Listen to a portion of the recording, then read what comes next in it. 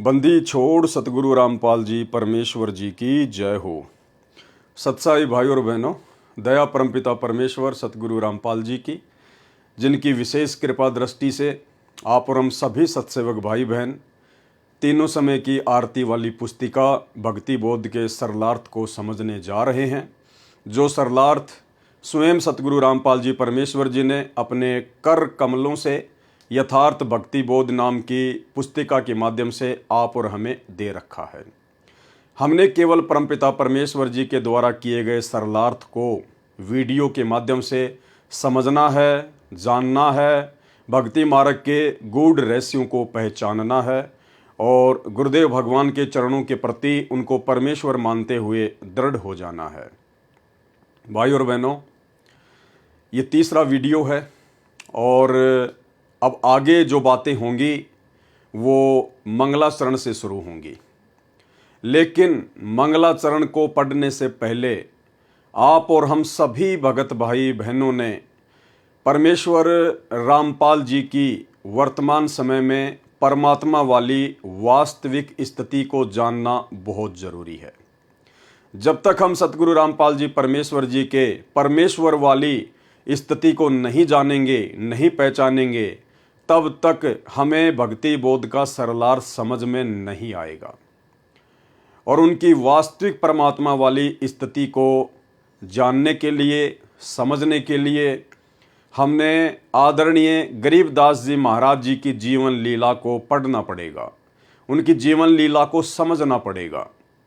उसके बाद हमें भली भांति समझ में आ जाएगा कि वर्तमान में सतगुरु रामपाल जी कौन हैं, एक साधारण व्यक्ति हैं, साधारण संत हैं, या फिर आम इंसान के चोले में स्वयं सारी सृष्टि के रचनहार कबीर देव हैं। तो भाई और बहनों, समय ज़्यादा ना गवाते हुए हम परमपिता परमेश्वर सतगुरु रामपाल जी का जयकारा लगाएंगे, परमेश्वर जी से आशीर्वाद प्राप्त करेंगे कि परमेश्वर हमें सूक्ष्म दृष्टि प्रदान करें ताकि हम आपके द्वारा किए गए सरलार्थ को भली भांति पहचान सकें, जान सकें, समझ सकें। तो चलिए परमेश्वर जी से वंदना करते हैं, परमात्मा जी का जयकारा लगाते हैं। बंदी छोड़ सतगुरु रामपाल जी परमेश्वर जी की जय हो। परम पिता परमात्मा सारी सृष्टि के रचनहार, कुल मालिक, असंख्य ब्रह्मांडों के स्वामी, जगत गुरु, तीनों लोकों में प्रवेश करके सबका धारण पोषण करने वाले राजाधिराज, आत्माधार, नाथों के नाथ, देवों के देव महादेव, सर्वेश्वर महेश्वर, मृत्युंजय, अजरो अमर, आदि अनादि सनातनी प्रभु, जगत पिता जगदीश्वर, श्री श्री 1008 की उपाधि के वास्तविक अधिकारी, अकाल मूर्त सौद स्वरूपी राम वासुदेव, सर्वगतम ब्रह्म, परम पूज्य, प्रथम पूज्य, परम संत, परम पुरुष, परम धनी, परम दयालु, सत्य कबीर, हक्का कबीर, अल्लाहु कबीर, अल्लाहु अकबर, बाखबर, अल्लाह ताला, जगत के तारणहार, जगत के मुक्तिदाता, जगत के जगन्नाथ, हारे के सहारे, हिंदुओं के राम, मुसलमानों के अल्लाह, सिखों के वाहिगुरु, ईसाइयों के मसीह, दया के सागर दयानिधि, करुणा के सागर करुणानिधि, स्वयंभू परिभू, संकट मोचन, कष्ट हरण, मंगल करण, दुख भंजन, अविगत कबीर, निर्विकार निर्विषम परमात्मा, अलय अलेख सतगुरु, आदि अनादि सतगुरु, असली मर्यादा पुरुषोत्तम, असली राम, असली कृष्ण, असली घनश्याम, असली मुरारी, राजाओं के राजा, महाराजाओं के महाराजा, शहंशाहों के शहंशाह, सम्राटों के सम्राट, भगवानों के भगवान, अल्लाहों के अल्लाह, प्रभुओं के प्रभु, मसीहों के मसीह, सच्चे वाहिगुरु, बाबाओं के बाबा, पीरों के पीर, सेठों के सेठ, जगत सेठ, सावड़सा सेठ, सर्वगुण संपन्न, अनंत कोटि कलाओं के स्वामी, अनंत कोटि ब्रह्मांडों के नायक, योगियों में महायोगी, ध्यानियों में महाध्यानी, सिद्धों में परम सिद्ध, ज्ञानियों में तत्वज्ञानी, ब्रह्म ज्ञानी, महाज्ञानी, सर्वश्रेष्ठ ज्ञानी, युवा कबीर, समरथ कबीर, असमवात, अमित ओझा, सच्चे रहनुमा, करीम अल्लाह, सुभान अल्लाह, दुनिया के अंतिम पैगंबर। 8 सितंबर 1951 से गांव धनाना, जिला सोनीपत, हरियाणा, भारतवर्ष की पावन भूमि में प्रकट रियल कल्कि भगवान श्री नारायण साकार हरि, रियल बाबा साहेब, संत श्रोमणी सतगुरु रामपाल जी परमेश्वर जी के चरण कमल में साध संगति से जुड़े हुए हम सभी सत्सेवक भाई बहनों का अनंत कोटि दंडवत प्रणाम। तो भाई और बहनों, भक्ति का मूल होता है सतगुरु, क्योंकि पूर्ण परमात्मा कबीर साहब सतगुरु रूप में ही धरती पर प्रकट होकर अपने तत्व ज्ञान का प्रचार प्रसार करते हैं, अपनी आत्माओं को अपने द्वारा रची गई सृष्टि की वास्तविक जानकारी देते हैं। तो परमेश्वर जी जिस समय पृथ्वी पर सतगुरु रूप में प्रकट होते हैं और यदि कोई भगत, कोई साधक उनकी सतगुरु रूप में प्रकट इस वास्तविक स्थिति को जान लेता है, पहचान लेता है और यदि आजीवन मर्यादा में रहकर भक्ति मार्ग पर लगा रहता है, तो भाई और बहनों, गुरुदेव भगवान कहते हैं ऐसी आत्मा के मोक्ष में कोई भी संशय नहीं होता है। तो सतगुरु रामपाल जी परमेश्वर जी को पहचानने के लिए जिस प्रकार से आज वो लीलामय रूप में धरती पर प्रकट हैं, एक आम व्यक्ति की तरह परमेश्वर लीला कर रहे हैं हमारी चरम दृष्टि को धोखा देते हुए, ठीक इसी प्रकार भाई और बहनों हमने गरीबदास जी महाराज जी की जीवन लीला को समझना है। यदि हमें इनकी जीवन लीला समझ में आ गई तो समझ लीजिएगा आपको सतगुरु रामपाल जी की पूरी जीवन लीला समझ में आ जाएगी। क्योंकि आदरणीय गरीबदास जी महाराज जी ने, जो कि स्वयं कबीर परमात्मा ही थे और आज से 300 साल पहले इन्होंने डबल रोल किया। ये कबीर साहब स्वयं परमात्मा सतलोक से जिंदा बाबा के रूप में आए और अपने ही दूसरे रूप में परमात्मा गरीबदास जी का रूप बनाकर पृथ्वी पर पहले से ही प्रकट थे। और परमेश्वर ने ऐसी लीला की कि आम व्यक्ति तो छोड़िए, 21 ब्रह्मांड का स्वामी ज्योति निरंजन भी धोखा खा जाए। तो गरीबदास जी महाराज जी ने जिस प्रकार हमारी चरम दृष्टि को धोखा देते हुए सांसारिक दृष्टि के हिसाब से एक माँ के गर्भ से जन्म लेने की लीला की और आध्यात्मिक दृष्टि से स्वयंभू प्रकट होने की लीला की। यदि इनकी ये अद्भुत लीला जो इन्होंने लगभग 300 वर्ष पहले की, यदि आज हमारे समझ में आ जाती है तो परमेश्वर रामपाल जी को समझना बेहद आसान है। तो भाइयों और बहनों, क्या क्या समानता है गरीबदास जी महाराज जी की जीवन लीला में और परमेश्वर रामपाल जी की जीवन लीला में। हालांकि दोनों ही कबीर परमात्मा है, गरीबदास जी भी स्वयं ही कबीर परमात्मा है और परम पूज्य परमेश्वर सतगुरु रामपाल जी भी स्वयं ही कबीर परमात्मा है। लेकिन हमारे लिए वर्तमान में सबसे ज़्यादा महत्व, सबसे अहम महत्व परम पूज्य परमेश्वर रामपाल जी का रहेगा, क्योंकि परमेश्वर रामपाल जी हमारे पूज्य गुरुदेव भगवान के रूप में प्रकट हैं। इसलिए हम भक्तों ने सबसे अधिक प्राथमिकता सतगुरु रामपाल जी परमेश्वर वाले रूप को ही देनी पड़ेगी यदि वर्तमान में हमें मोक्ष चाहिए। तो क्या क्या समानता है दोनों महापुरुषों में। जैसी इन्होंने लीला की, काल को धोखा देते हुए, आप और हम सांसारिक जीवों की चरम दृष्टि को धोखा देते हुए, तो बंदी छोड़ गरीबदास जी महाराज जी का जो प्राकट्य स्थान है वो है हरियाणा में गांव करोथा, और इधर बंदी छोड़ सतगुरु रामपाल जी भगवान का भी जो प्राकट्य स्थान है वो भी हरियाणा में गांव धनाना है। यानी बिल्कुल सेम है, दोनों ही हरियाणा में प्रकट हुए। और भाइयों और बहनों, ये भक्ति बोध पुस्तक जिससे हम 3 समय की आरती करते हैं, इसमें यदि आपने नोटिस किया हो तो शुरुआत में इसमें हमारी गुरु प्रणाली लिखी हुई है, गुरु प्रणाली। और गुरु प्रणाली में सबसे पहले नंबर पर नाम आता है बंदी छोड़ कबीर साहिब। सबसे पहले जो नाम लिखा है बंदी छोड़ कबीर साहिब जी महाराज। दूसरे नंबर पर लिखा है बंदी छोड़ गरीबदास जी महाराज। तीसरे नंबर पर है संत शीतलदास जी महाराज। यानी बंदी छोड़ जो शब्द है वो केवल इस भक्ति बोध में जो हमारी गुरु प्रणाली है, केवल शुरुआत में 2 महापुरुषों के नाम से पहले ही लगा है। सबसे पहले बंदी छोड़ कबीर साहिब जी महाराज, दूसरे नंबर पर बंदी छोड़ गरीबदास जी महाराज। इसके अलावा जितने भी संत हुए हैं गुरु प्रणाली में, किसी के भी नाम से पहले बंदी छोड़ शब्द नहीं लगा है। और सबसे लास्ट में जब हमारे पूज्य गुरुदेव जी का नाम आता है तो फिर हम भगत भाई बहन बोलते हैं बंदी छोड़ सतगुरु रामपाल जी भगवान। यानी पूरी गुरु प्रणाली में जिसमें 11 क्रमांक हैं, केवल 3 ही महापुरुषों के नाम से पहले बंदी छोड़ शब्द लगता है। इसका क्या मतलब है? इसका मतलब यह है कि जिस महापुरुष के नाम से पहले बंदी छोड़ शब्द लगता है वो कोई आम प्राणी नहीं होता है, वो कोई आम साधु संत महात्मा नहीं होता है, वो स्वयं परमात्मा ही होता है। बंदी छोड़ शब्द केवल कबीर परमात्मा के नाम से पहले ही लगता है और किसी के नाम से पहले नहीं। तो इससे ये साबित होता है कि संत गरीबदास जी और परम पूज्य परमेश्वर सतगुरु रामपाल जी भगवान, जिन दोनों महापुरुषों के नाम से बंदी छोड़ शब्द लगा है, इसका मतलब बंदी छोड़ शब्द का मतलब होता है कि वो परमेश्वर शुरू से ही बंदी छोड़ की भूमिका निभाता है, वो शुरू से ही परमात्मा की भूमिका निभाता है। अब देखिए भाइयों और बहनों, भूमिका तो नानक जी के रूप में भी स्वयं कबीर परमेश्वर जी ने ही निभाई थी।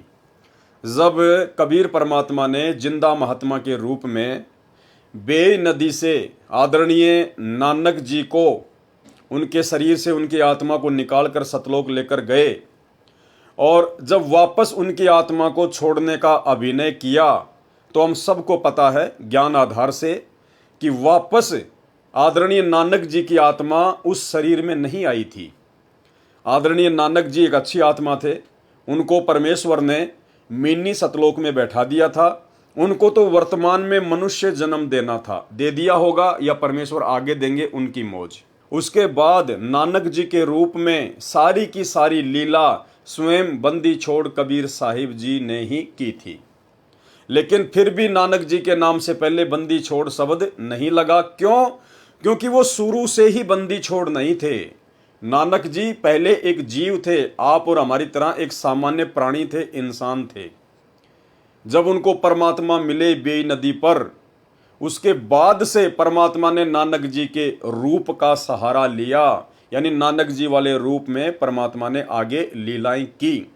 इसलिए नानक जी के नाम से पहले बंदी छोड़ नहीं लगता, क्योंकि नानक जी शुरू से ही परमात्मा नहीं थे, शुरू से ही बंदी छोड़ नहीं थे। लेकिन आदरणीय गरीबदास जी के नाम से पहले बंदी छोड़ शब्द लगता है। इसका मतलब ये कोई भगत नहीं थे, कोई सामान्य आत्मा नहीं थी। ये शुरू से ही, जब से परमेश्वर ने संसार की चरम दृष्टि को धोखा देते हुए एक माँ के गर्भ से जन्म लेने वाली लीला की, तभी से ये परमात्मा बंदी छोड़ है।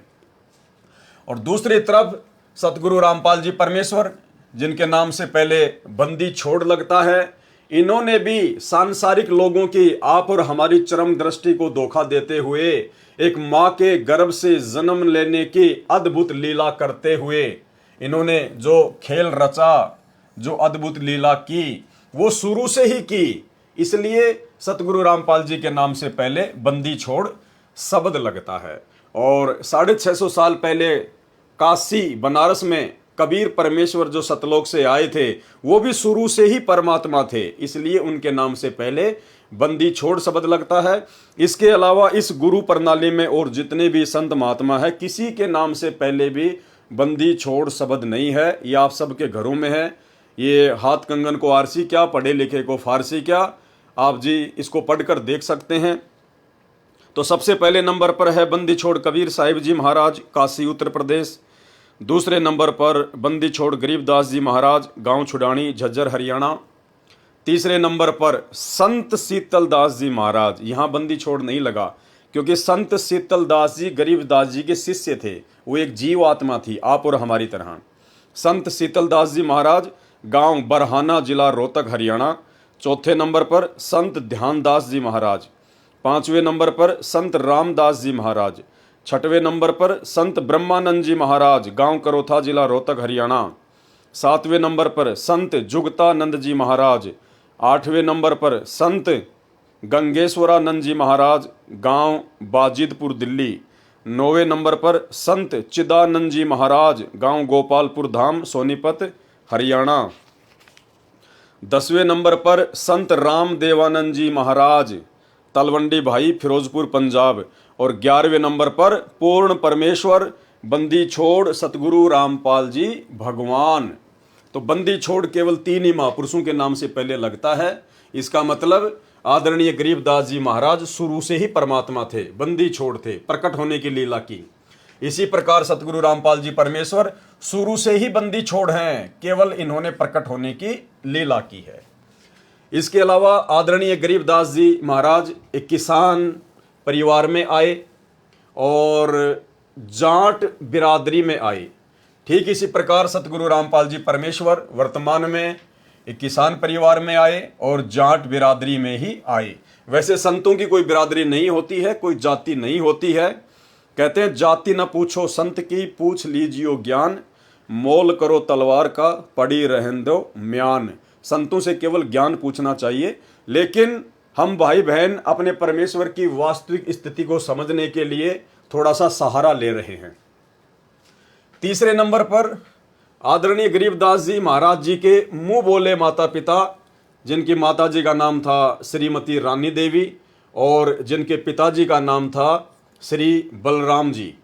ठीक इसी प्रकार सतगुरु रामपाल जी परमेश्वर जी के मुंह बोले माता पिता का नाम, माता जी का नाम था भगतमती इंद्रो देवी और पिताजी का नाम था श्री नंदराम जाट। आदरणीय गरीबदास जी महाराज जी साधारण वेशभूषा में रहा करते थे, जिस प्रकार हरियाणा का आम व्यक्ति रहता है या विशेषकर हरियाणा के जाट समाज से संबंधित जो किसान भाई है वो पहना करते थे, धोती कुर्ता या कुर्ता पायजामा। इन्होंने कोई भी आडंबर, लाल कपड़े, पीले कपड़े, कोई भी विशेष आडंबर इन्होंने अपने जीवन में नहीं किया।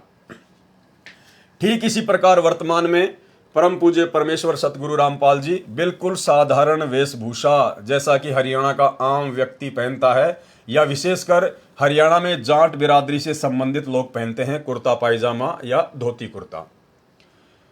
आदरणीय गरीबदास जी महाराज जी ने शादी भी की और संतान भी उत्पन्न हुई, उनकी 6 संतानें थी। इधर परमेश्वर रामपाल जी ने भी लीलामय रूप से शादी भी की और संतान उत्पत्ति भी हुई, 4 संतान। यहाँ एक चीज हमें समझने की आवश्यकता है भाइयों और बहनों, क्योंकि यह अध्यात्म है, ये काल मिनट मिनट में मन में शंका पैदा करेगा।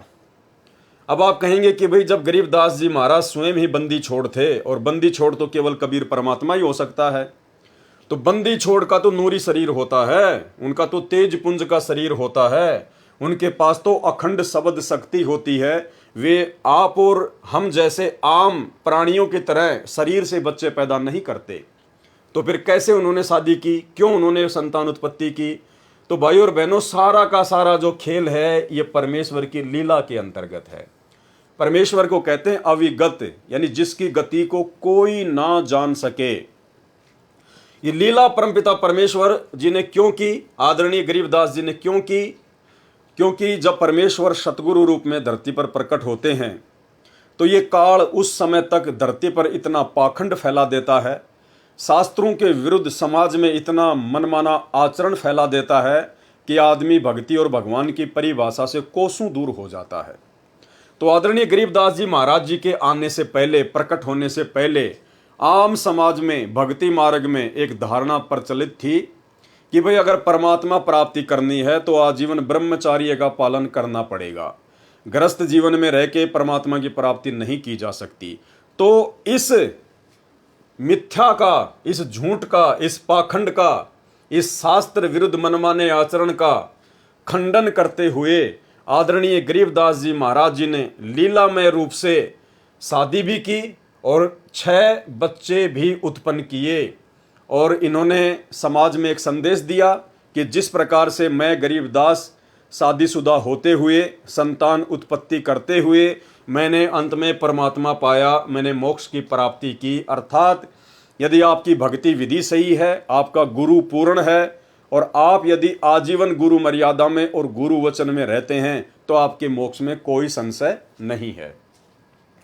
भाई और बहनों, इस बात को और अच्छे से समझने के लिए, क्योंकि गरीबदास जी के जीवन से ही हमने सतगुरु रामपाल जी परमेश्वर जी के जीवन को समझना है, ठीक यही लीला सतगुरु रामपाल जी परमेश्वर जी ने की। इसी मिथ्या धारणा को तोड़ने के लिए सतगुरु रामपाल जी परमेश्वर जी ने वैसी ही लीला की क्योंकि परमेश्वर ने यह दिखाना था कि गरीबदास जी के जीवन को आधार बनाकर ही मेरे भगत मेरी जीवन लीला को समझ पाएंगे। तो परमेश्वर सतगुरु रामपाल जी ने आदरणीय गरीबदास जी महाराज जी के शादी विवाह करने और संतान उत्पत्ति करने को लेकर अपने सत्संग में क्या बताया। परमेश्वर ने बताया कि गरीबदास जी तो स्वयं बंदी छोड़ थे, परमात्मा थे, उनको बच्चे उत्पन्न करने की आवश्यकता नहीं थी, लेकिन उन्होंने ऐसा क्यों किया? समाज में प्रचलित उस झूठी धारणा का खंडन करने के लिए कि भैया गृहस्थ आश्रम में रहकर यदि आप संयमित रहते हैं और यदि आप पूर्ण गुरु धारण करके आजीवन मर्यादा में रह के भक्ति करते हैं तो इस आत्मा के पूर्ण मोक्ष में कोई संशय नहीं है। तो सुनिए सतगुरु रामपाल जी परमेश्वर जी के मुख कमल से वो अमर सत्संग, जिसमें उन्होंने आदरणीय गरीबदास जी महाराज जी के पूर्ण परमात्मा होते हुए भी शादी करने और बच्चे उत्पन्न करने को लेकर क्या कुछ कहा है। और उसके बाद में आपको आसानी से समझ में आ जाएगा कि ठीक वही लीला सतगुरु रामपाल जी परमेश्वर जी ने वर्तमान में शादी करने और संतान उत्पत्ति करके की है। तो सुनिए गुरुदेव के मुख कमल से छोटा सा सत्संग। लेकिन बंदी छोड़ गरीबदासियों ने इसको बहुत आसान किया है। इसको ऐसा मार्ग बता दिया है कि आप काम करते हुए अपने खेत में, जैसे उन्होंने उदाहरण दे के बताया, नहीं तो उस भगवान ने यहां पर आने की कोई आवश्यकता नहीं थी और ना ही उन्होंने बच्चे पैदा करने की आवश्यकता थी, क्योंकि वो पूर्ण ब्रह्म परमात्मा थे। लेकिन हमारे इस भ्रम को दूर करने के लिए कि आपके मन में क्या जमा हो चुकी, हमारे अंदर भी यही थी।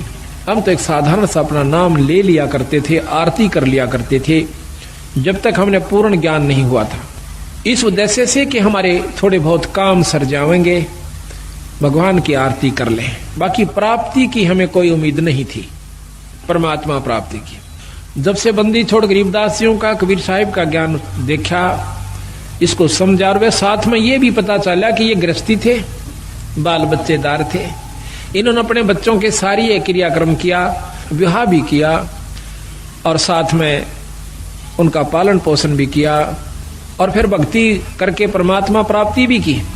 तो जब हमारे मन में यह कुछ उत्सुकता पैदा हुई कि जब बंदी छोड़ गरीबदास जी सारे काम को करते हुए पार हुए तो हम भी हो सकते हैं। उसके बाद आदरणीय गरीबदास जी महाराज जी को सतलोक से चलकर स्वयं परमात्मा आकर मिले। कहाँ मिले?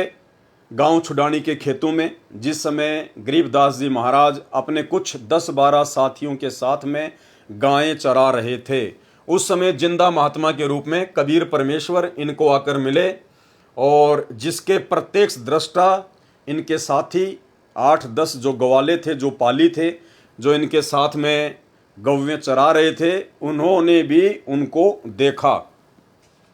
ठीक इसी प्रकार सतगुरु रामपाल जी परमेश्वर, अब हालांकि ये तो स्वयं ही परमात्मा है, स्वयं ही परमेश्वर हैं, इनको कौन आके मिलेगा, लेकिन फिर भी परमेश्वर जी ने एक आम व्यक्ति की भूमिका निभाते हुए ये दर्शाया कि मुझे भी मार्च 1997 में दिन के 10 बजे कबीर परमात्मा आकर मिले। ये सत्संग आपने गुरुदेव भगवान के मुख कमल से कई बार सुन रखा होगा, जिसमें गुरुदेव ने कहा है कि सन 1997 में जब वो ठीक का समय आया कि जब आवेगा 5505 तब ये वचन मेरा होगा साचा, 5000 और 500 जब कलयुग बीत जाए, महापुरुष फरमान तब जग तारन को आए। तो कलयुग के 5500 वर्ष सन 1997 में कंप्लीट होते हैं।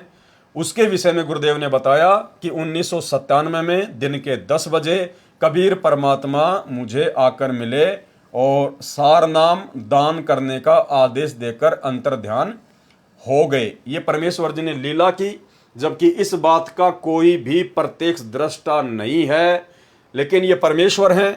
ये उस वाणी को सिद्ध करने के लिए परमेश्वर जी ने ऐसा कहा है, ऐसी इन्होंने लीला की है।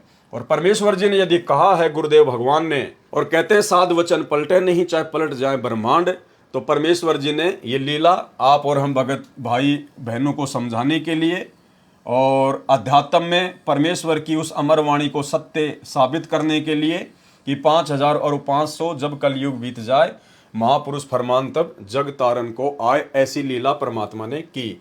तो परमेश्वर आदरणीय गरीबदास जी महाराज जी को भी आकर मिले और परमेश्वर परम पूज्य परमेश्वर सतगुरु रामपाल जी परमेश्वर जी को भी आकर मिले, अर्थात स्वयं का स्वयं से ही मिलन हुआ। उसके बाद में आदरणीय गरीबदास जी महाराज जी ने परमात्मा के मिलने से पहले भी चमत्कार किया, जिससे ये सिद्ध हो, ये साबित हो कि आदरणीय गरीबदास जी कोई सामान्य व्यक्ति नहीं थे, बल्कि स्वयं ही बंदी छोड़ थे, कबीर परमात्मा थे। क्या चमत्कार किया इन्होंने? जब आदरणीय गरीबदास जी महाराज लीलामय रूप से मात्र 3 ही दिन के हुए थे, मात्र 3 ही दिन के, तीसरे दिन इन्होंने अर्जुन और सरजुन को गांव छुडानी में बुलवाकर सार नाम दिया। कब? मात्र 3 दिन की आयु में, जब गरीबदास जी मात्र 3 दिन के ही थे। तो इससे साबित होता है कि गरीबदास जी महाराज जी स्वयं परमात्मा थे, स्वयं ही कबीर साहिब थे। अब यहां सतगुरु रामपाल जी परमेश्वर जी ने परमात्मा के मिलने से पूर्व, यानी 1997 में परमात्मा के मिलने से पूर्व उन्होंने क्या चमत्कार किया, कैसे उन्होंने ये साबित किया कि मैं स्वयं कबीर परमात्मा हूं, कोई परमात्मा का भेजा हुआ संत नहीं हूं। तो परमात्मा के मिलन से पूर्व चमत्कार सन 1992 की यह घटना है, क्योंकि सतगुरु रामपाल जी परमेश्वर जी ने लीलामय रूप से मुंह बोला गुरु बनाते हुए आदरणीय राम देवानंद जी को 17 फरवरी 1988 को नाम दीक्षा ली थी। और आदरणीय राम देवानंद जी से परमात्मा ने लीलामय रूप में सत्संग करने की जो आज्ञा थी वो ली थी 1993 में। लेकिन घटना है 1992 की, सन 1992 की यह घटना है, जिस समय परमात्मा केवल एक भगत की भूमिका में थे, एक आम व्यक्ति की भूमिका में थे। तो 1992 की वो घटना जिसका जिक्र परमात्मा ने अपने ही छोटे भाई महेंद्र के मुख से करवाया। सतगुरु रामपाल जी परमेश्वर जी के छोटे भाई महेंद्र जी, जिन्होंने अपना इंटरव्यू दिया सन 2013 में सतलोक आश्रम बरवाला में, और अपने इंटरव्यू में उन्होंने कहा कि एक समय मेरी नौकरी भी रोहतक में थी, क्योंकि वो हरियाणा पुलिस में डीजी के ड्राइवर थे, और सतगुरु रामपाल जी परमेश्वर जी उस समय जूनियर इंजीनियर की नौकरी करते थे। तो दोनों की पोस्टिंग हरियाणा के रोहतक में थी। तो महेंद्र जी ने बताया कि जब लंच होता था तो गुरुजी मेरे पास में आ जाया करते थे। उस समय तक मैंने नाम दीक्षा नहीं ली थी, वो मुझे बहुत समझाया करते थे, लेकिन ये ज्ञान मेरी समझ में नहीं आया। लेकिन काफ़ी समय बाद में जब उन्होंने ज़्यादा ही दबाव डाला तो मैंने कहा जी मैं भक्ति तो कर लूँ, मैं नाम दीक्षा तो ले लूँ, लेकिन मेरे से शराब नहीं छूटती है, ये ड्रिंक करना नहीं छूट रहा मेरे से। तो सन 1992 में जिस समय तक सतगुरु रामपाल जी स्वयं भक्ति किया करते थे, एक भगत की भूमिका में थे, 1992 में सतगुरु रामपाल जी परमेश्वर जी ने अपने छोटे भाई महेंद्र को आशीर्वाद दिया, उनसे कहा कि जा आज के बाद नहीं पिएगा। और भाई और बहनों, महेंद्र ने कहा कि वो 1992 का दिन है और आज का दिन है, मैंने शराब को छुआ तक नहीं है।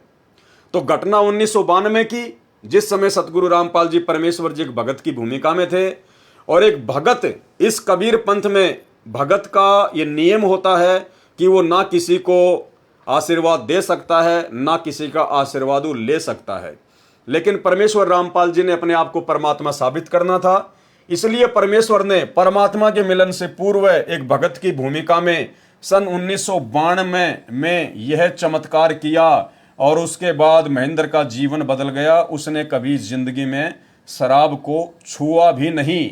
ये महेंद्र का कहना है कि मैंने शराब को छुआ नहीं, उसने छुआ या नहीं छुआ ये हमें नहीं पता, लेकिन उसका अपने इंटरव्यू में ये कहना है। लेकिन घटना 1992 की है, जो महेंद्र जी स्वयं अपने मुख कमल से बोल रहे हैं। तो सुनिए महेंद्र जी का ये छोटा सा इंटरव्यू, ताकि आपको यकीन हो कि हाँ, सतगुरु रामपाल जी परमेश्वर शुरू से ही परमात्मा है, ना कि 1994 में या 97 में जाकर वो परमात्मा बने हैं। फिर मेरे जीवन में एक ऐसी घटना घटी, 1992 की बात है, कि मैं एक डीआईजी को लेकर के मधुबन गया हुआ था, पुलिस ट्रेनिंग सेंटर के अंदर।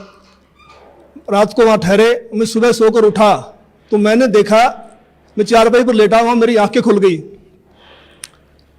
तो लेटे लेटे मैं क्या देख रहा हूँ कि मेरे पैरों की तरफ उस मकान यानी कमरे में 2 खिड़कियाँ थी। एक खिड़की में महाराज जी कम से कम 8-10 फीट ऊपर आसमान में बैठे हैं, वो सीन मुझे आज तक याद है। काले रंग के चश्मे लगा रखे थे, लाइनिंग वाला शर्ट, काली पैंट, और ऐसे बैठे हैं जैसे पद्म आसन होता है, हाथ जोड़कर।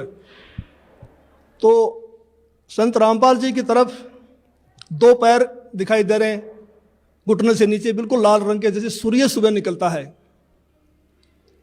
तो मैं देख कर डर गया। मैंने अपनी घड़ी देखी, उस द्वार पे एक घड़ी लगी हुई थी, उसको देखा भी 7 बज गए हैं। दूसरी खिड़की से देखा तो शहतूत का पेड़ है, चिड़िया बैठी हैं, लेकिन मैं ये सीन क्या देख रहा हूँ?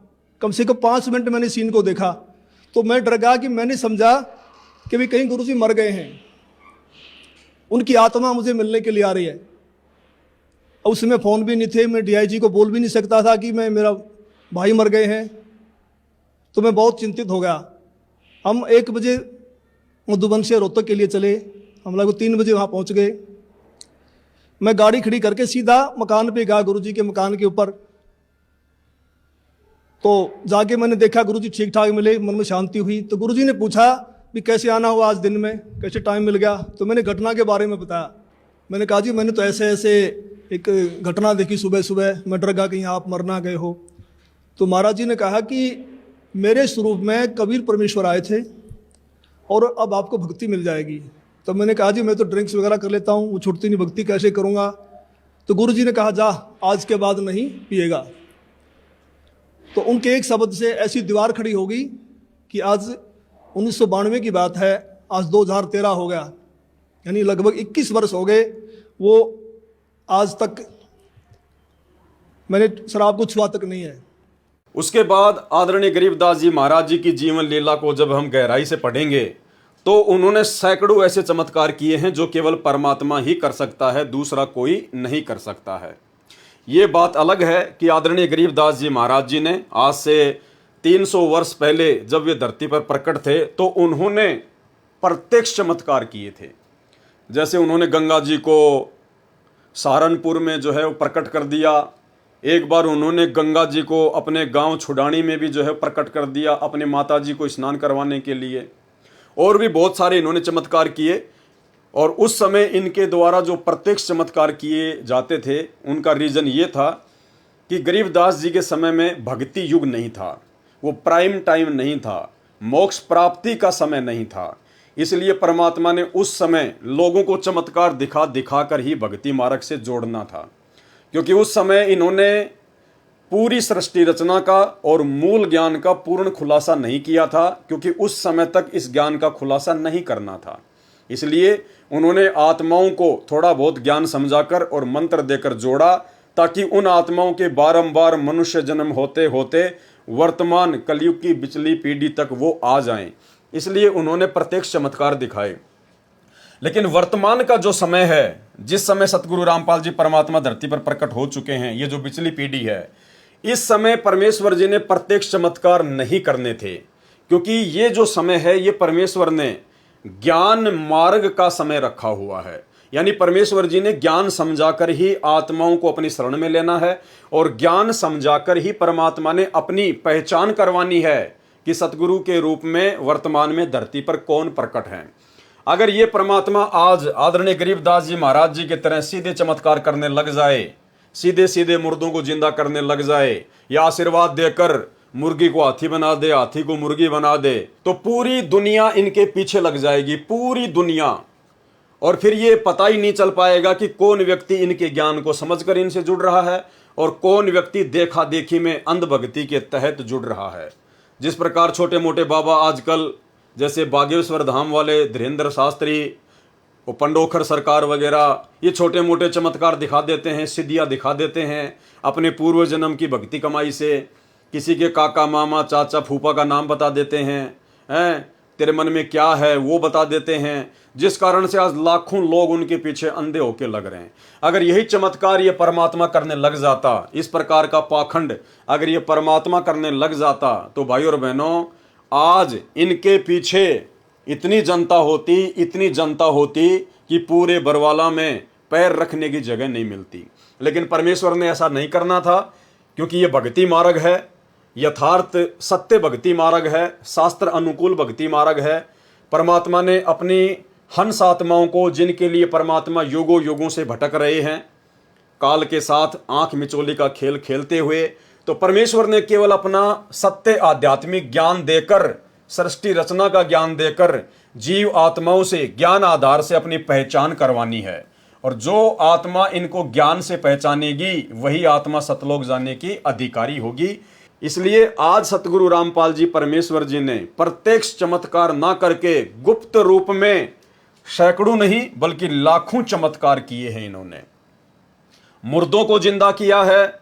ऐसे ऐसे असाध्य रोगों से पीड़ित लोग जिनको देश की बड़ी बड़ी हॉस्पिटल, एम्स, पीजीआई, अपोलो, वहाँ के डॉक्टरों ने जवाब दे दिया कि हमारे पास आपके रोग का कोई इलाज नहीं है, मेडिकल साइंस इसके आगे फेल है, इतने दिनों बाद में आपकी मृत्यु निश्चित है।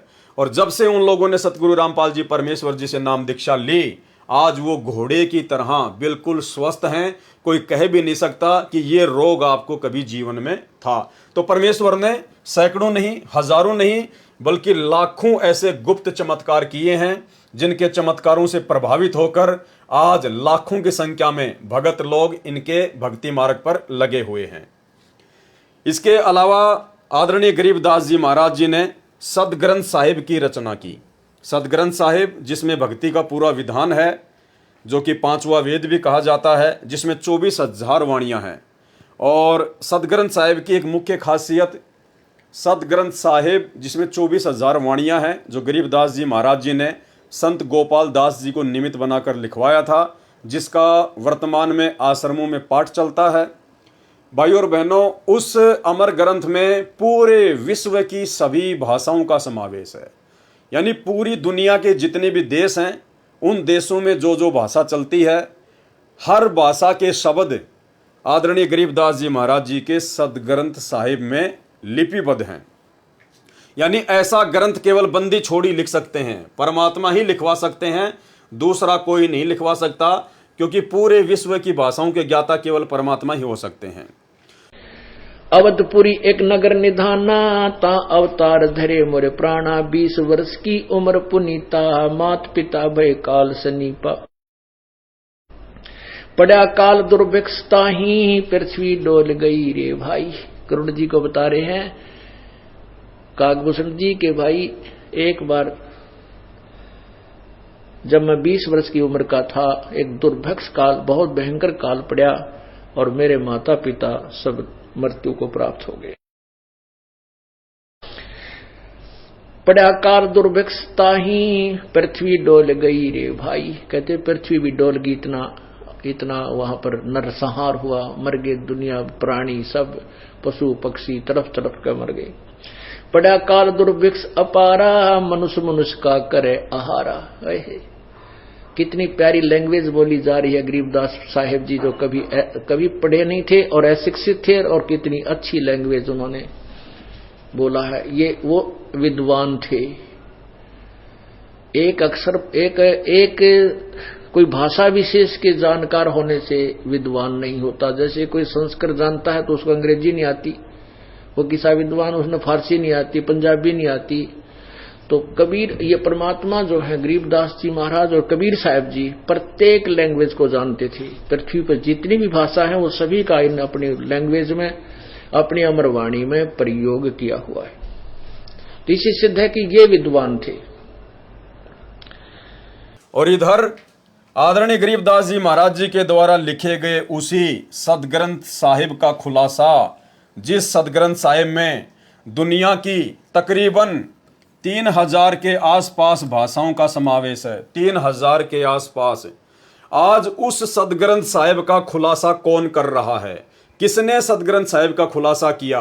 सन 1994 से एकमात्र महापुरुष इस पृथ्वी पर सतगुरु रामपाल जी परमेश्वर जी हैं, जिन्होंने विश्व की 3000 से ज्यादा भाषाओं के शब्द युक्त आदरणीय गरीबदास जी महाराज जी के द्वारा लिखवाए गए सदग्रंथ साहिब का खुलासा किया। अन्यथा गरीबदास जी के पंथ को चले हुए 300 वर्ष हो गए।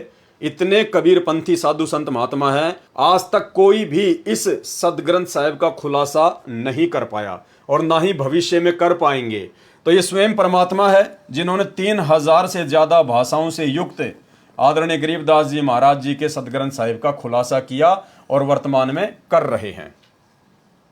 इसके अलावा आदरणीय गरीबदास जी महाराज जी का जब समय पूरा हुआ, जब उन्होंने अपनी लीला समाप्त करनी थी इस शरीर से, तो आज गरीबदास जी महाराज जी के जो पंथी हैं और उन्होंने जो सतग्रंथ साहिब लिखा हुआ है, तो उसकी भूमिका में लिखा है कि जब गरीबदास जी महाराज जी का अंतिम संस्कार किया गया तो उसके बाद में उनकी अस्थियां नहीं मिली, और उसके बाद उन्होंने सतग्रंथ साहिब की भूमिका में लिखा कि आदरणीय गरीबदास जी महाराज कोई आम व्यक्ति नहीं थे, कोई सामान्य संत नहीं थे, ये तो स्वयं परमात्मा थे।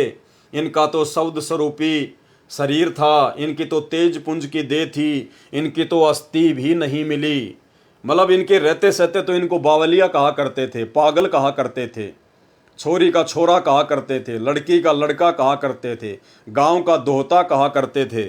और इनके जाने के बाद जब लोगों ने देखा कि इनकी चिता में अस्थि ही नहीं है, तो फिर इनको परमात्मा मानने लग गए, इनको बंदी छोड़ कहने लग गए। भाई उसके बाद क्या फायदा। और भाई बहनों, इधर जब परमेश्वर सतगुरु रामपाल जी इस काड़ लोक से अपनी लीला पूरी करेंगे, वापस अपने निज लोक सतलोक को जाएंगे, तो भाई और बहनों ये परमात्मा सशरीर सतलोक में जाएगा, सशरीर। आदरणीय गरीबदास जी महाराज जी ने तो आम सांसारिक व्यक्ति की तरह शमशान घाट पर जाने की लीला की, लेकिन इधर सतगुरु रामपाल जी परमेश्वर पूरी दुनिया को एक संदेशा देकर जाएंगे कि भाई आप लोग मौका चूक गए। यहाँ तो स्वयं बंदी छोड़ धरती पर विराजमान थे सतगुरु रामपाल जी के रूप में, ये परमात्मा सशरीर सतलोक जाएंगे, सशरीर सतलोक जाएंगे। और तभी इनका ये भक्ति मार्ग यथार्थ 13वां कबीर पंथ 1000 वर्ष तक निर्बाध रूप से और उसके बाद कई लाखों वर्ष तक इस कलयुग में चलेगा। इसलिए परमात्मा ऐसी ही लीला यहाँ से करके जाएंगे ताकि दुनिया इनको परमेश्वर मानकर फिर इनके भक्ति मार्ग पर दृढ़ता से लगी रहेगी। इसके अलावा जब आदरणीय गरीबदास जी महाराज जी ने छुड़ानी में अपना शरीर छोड़ा, उसके बाद में उसी शरीर में उसी अवस्था में ये उत्तर प्रदेश के सहारनपुर में अपने प्रिय भगत बूमड़ सैनी के घर पर प्रकट हो गए। भगत भूमड़ दास अर्थात भूमड़ सैनी जो इनका भगत था, जो सहारनपुर से सत्संग सुनने के लिए गांव छुड़ानी में आया करता था। एक समय जब वो भगत आया हुआ था तो गुरुदेव भगवान ने बताया कि आदरणीय गरीबदास जी ने कहा कि भाई आज के बाद आपको गांव छुड़ानी में नहीं आना है। कारण पूछा तो परमेश्वर जी ने बताया, गरीबदास जी ने बताया कि मैं आपके पास सहारनपुर में ही आऊँगा। तो इन्होंने छुड़ानी में शरीर छोड़ने के बाद में उसी शरीर में ये लगभग 35 वर्ष तक उत्तर प्रदेश के सहारनपुर में रहे। और भाई और बहनों, इधर सतगुरु रामपाल जी परमेश्वर वर्तमान में भी शब्द रूप में अपने सतसेवक बच्चों के घरों पर विराजमान हैं, प्रकट हैं। और सतलोक जाने के बाद भी ये परमात्मा शब्द रूप में अपने प्रत्येक बच्चे के साथ में, अपने प्रत्येक भक्तों के घरों में, जो भगत अपने घर को ही आश्रम बना लेंगे उन भक्तों के घरों पर परमात्मा विराजमान रहेंगे, प्रकट रहेंगे शब्द रूप में। और जब भगत को आवश्यकता पड़ी परमेश्वर के शरीर की, तो ये तो परमात्मा है, ये तो शरीर भी धारण कर लेगा, इसमें कोई संशय नहीं है। और इस प्रकार की लीलाएं परमात्मा करेंगे जिससे भक्तों का दृढ़ विश्वास भक्ति मार्ग पर लाखों साल तक बना रहेगा। तो भाई और बहनों, ये कुछ समानताएं हैं जो हमें ये शिक्षा देती हैं, हमारे विश्वास को दृढ़ करती हैं कि जिस प्रकार आदरणीय गरीबदास जी महाराज जी ने भी एक आम व्यक्ति की लीला की, एक आम सांसारिक पुरुष की इन्होंने लीला की, और अंत में पता चला कि ये तो परमात्मा थे, तो बंदी छोड़ते स्वयं ही कबीर साहिब थे। और इधर वही सारी की सारी लीला सतगुरु रामपाल जी परमेश्वर जी ने की है और कर रहे हैं और आने वाले समय में करेंगे। तो इससे साबित हो जाता है कि सतगुरु रामपाल जी परमेश्वर धरती पर स्वयं परमात्मा हैं, बंदी छोड़ हैं, सारी सृष्टि के रचनहार हैं। और हम भक्तों को किसी भी प्रकार का कोई डाउट इनकी लीला के ऊपर, इनके लीला में जीवन चरित्र के ऊपर नहीं होना चाहिए। इसके अलावा आदरणीय गरीबदास जी महाराज जी ने 24,000 वाणियों से युक्त सतग्रंथ साहिब को लिखवाया, उनकी रचना करवाई, लेकिन आदरणीय गरीबदास जी महाराज जी ने उन वाणियों का कभी खुलासा नहीं किया, कभी भी इन्होंने खुलासा नहीं किया, केवल वाणियां इन्होंने लिखवा दी सतग्रंथ साहिब के रूप में। और इधर सतगुरु रामपाल जी परमेश्वर जी उसी सतग्रंथ साहिब का खुलासा कर रहे हैं। भक्ति बोध, यथार्थ भक्ति बोध नामक पुस्तक में उन्होंने आदरणीय गरीबदास जी महाराज जी के सतग्रंथ साहिब का खुलासा किया। और सन 1994 में जब सतगुरु रामपाल जी परमेश्वर जी ने सत्संग करना शुरू किए, तो सन 1994 से लेकर 2000 तक आदरणीय गरीबदास जी महाराज जी के सतग्रंथ साहिब को आधार बनाकर ही सतगुरु रामपाल जी ने सत्संग किए, प्रवचन किए और उस ग्रंथ साहिब का पूर्ण खुलासा किया।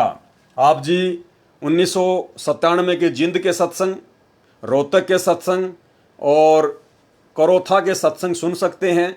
वो जितने भी सत्संग हैं जो कि ऑडियो में हैं, सारे के सारे आदरणीय गरीबदास जी महाराज जी के द्वारा लिपिबद्ध करवाए गए विश्व की 3000 से ज़्यादा भाषाओं के शब्दों युक्त सतग्रंथ साहिब को आधार बनाकर ही पूज्य गुरुदेव जी ने सत्संग किया। तो लिखा आदरणीय गरीबदास जी महाराज जी ने और आज उसका खुलासा किया सतगुरु रामपाल जी परमेश्वर जी ने। यानी पूरे विश्व की भाषाओं के जानकार या तो गरीबदास जी महाराज जी थे या वर्तमान में सतगुरु रामपाल जी परमेश्वर जी हैं।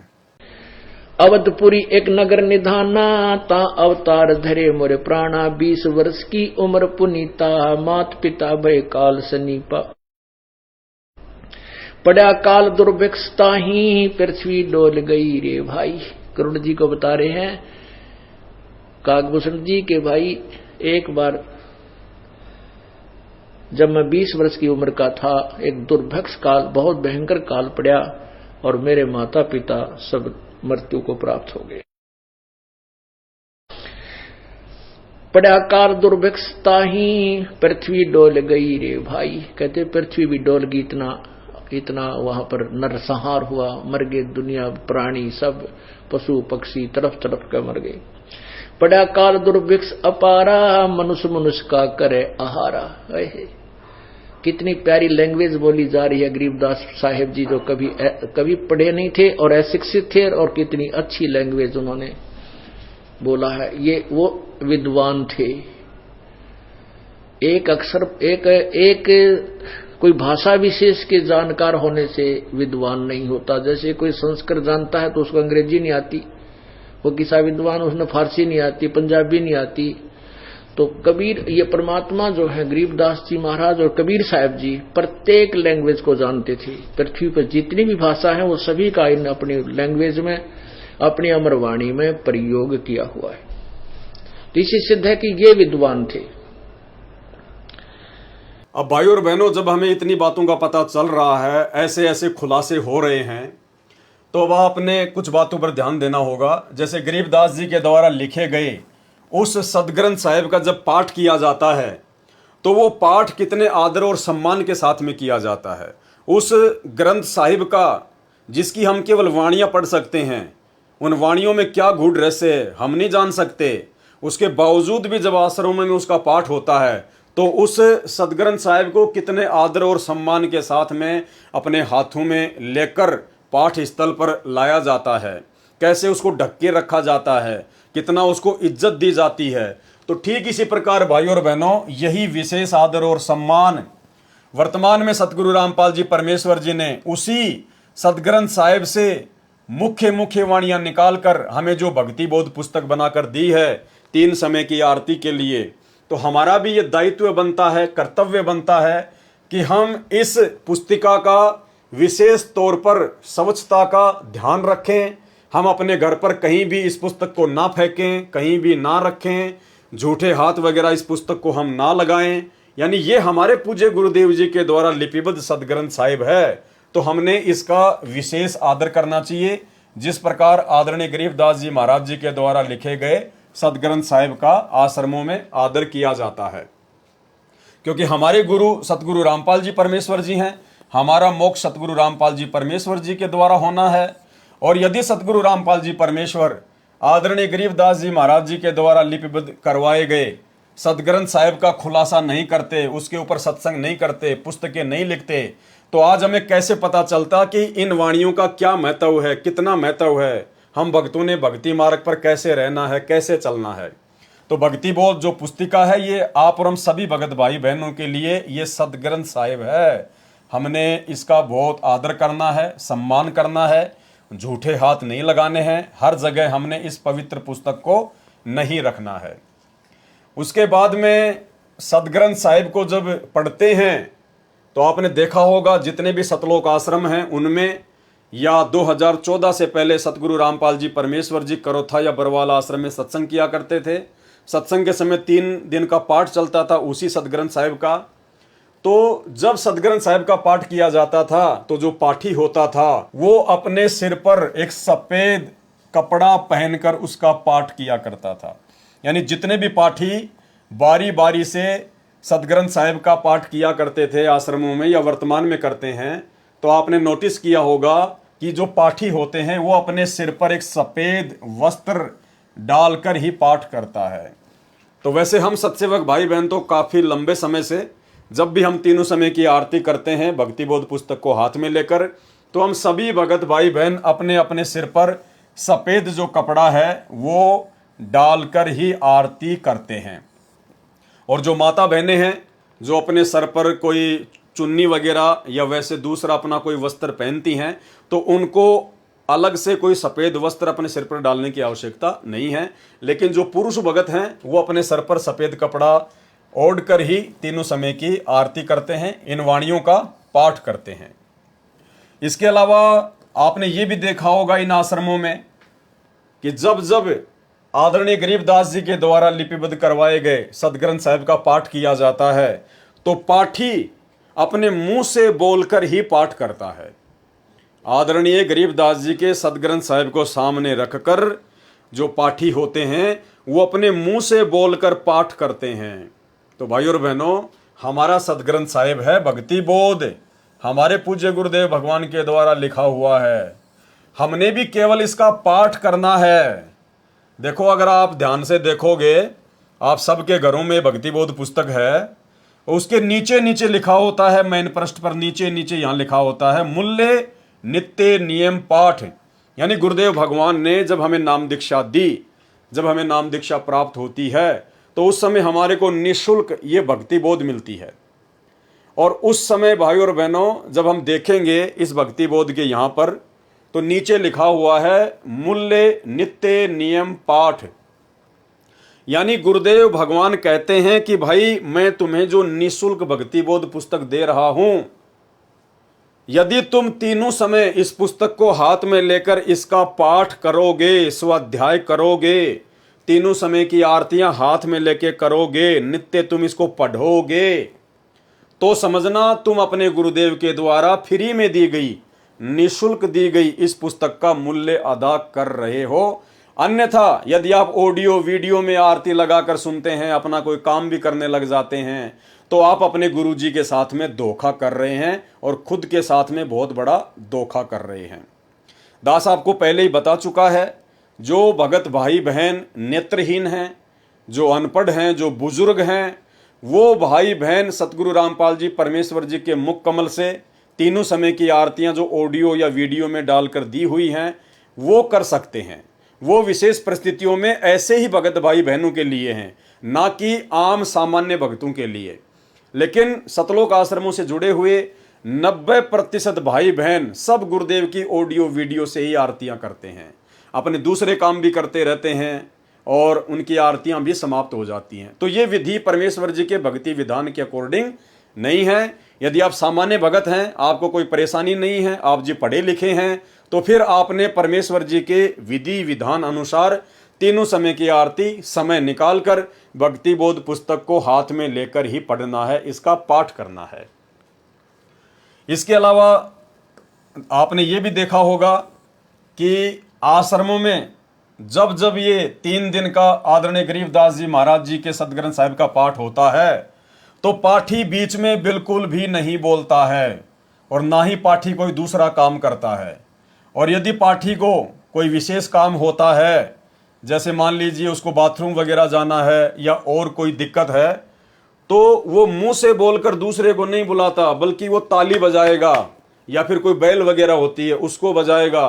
तो दूसरा जो पाठी होता है, जो उसका सहायक होता है, वो समझ जाता है कि हाँ इसको पाठ से उठना है, इसलिए मुझे ये बुला रहा है। तो हम भगत भाई बहनों ने भी ये विशेष तौर पर ध्यान रखना है, जब हम अपने गुरुदेव के द्वारा दिए गए अमर ग्रंथ का, सदग्रंथ साहिब का पाठ करते हैं, तीनों समय की आरती करते हैं, सुबह दोपहर शाम की, तो भाइयों और बहनों हमने बीच में आरतियां नहीं छोड़नी हैं। हमने छोटी छोटी बातों पे बीच में आरती को छोड़कर नहीं जाना है, और ना हमने कोई बातचीत करनी है। हमारा पूरा फोकस, हमारा पूरा ध्यान केवल आरती पर होना चाहिए, परमेश्वर जी की वाणियों पर होना चाहिए, शब्दों पर होना चाहिए। और यदि विशेष परिस्थिति में मान लीजिए आपको बाथरूम आ गया, या फिर मान लीजिए आप जी को फ्रेश होने जाना है, या और कोई विशेष कोई परिस्थिति उत्पन्न हो गई, तो परमेश्वर जी का विधान है आप जी पहले परमात्मा को दंडवत प्रणाम करें, परमात्मा से माफी मांगे, उसके बाद आप जी बीच में अपना वो काम करें यदि विशेष आवश्यक है तो, अन्यथा आपने अपनी आरती को संपूर्ण ही करना है। और इसके अलावा स्वच्छता का विशेष ध्यान रखना। तो भाइयों और बहनों, जिस प्रकार से सदग्रंथ साहिब को महत्व दिया जाता है, स्वच्छता को लेकर, साफ सफाई को लेकर, हर जगह उसको नहीं डाला जाता है, उसको एक कपड़े में जो है लपेट कर उसको जो है रखा जाता है, ताकि इसके ऊपर कोई मिट्टी वगैरह, कोई धूल वगैरह ना जमे।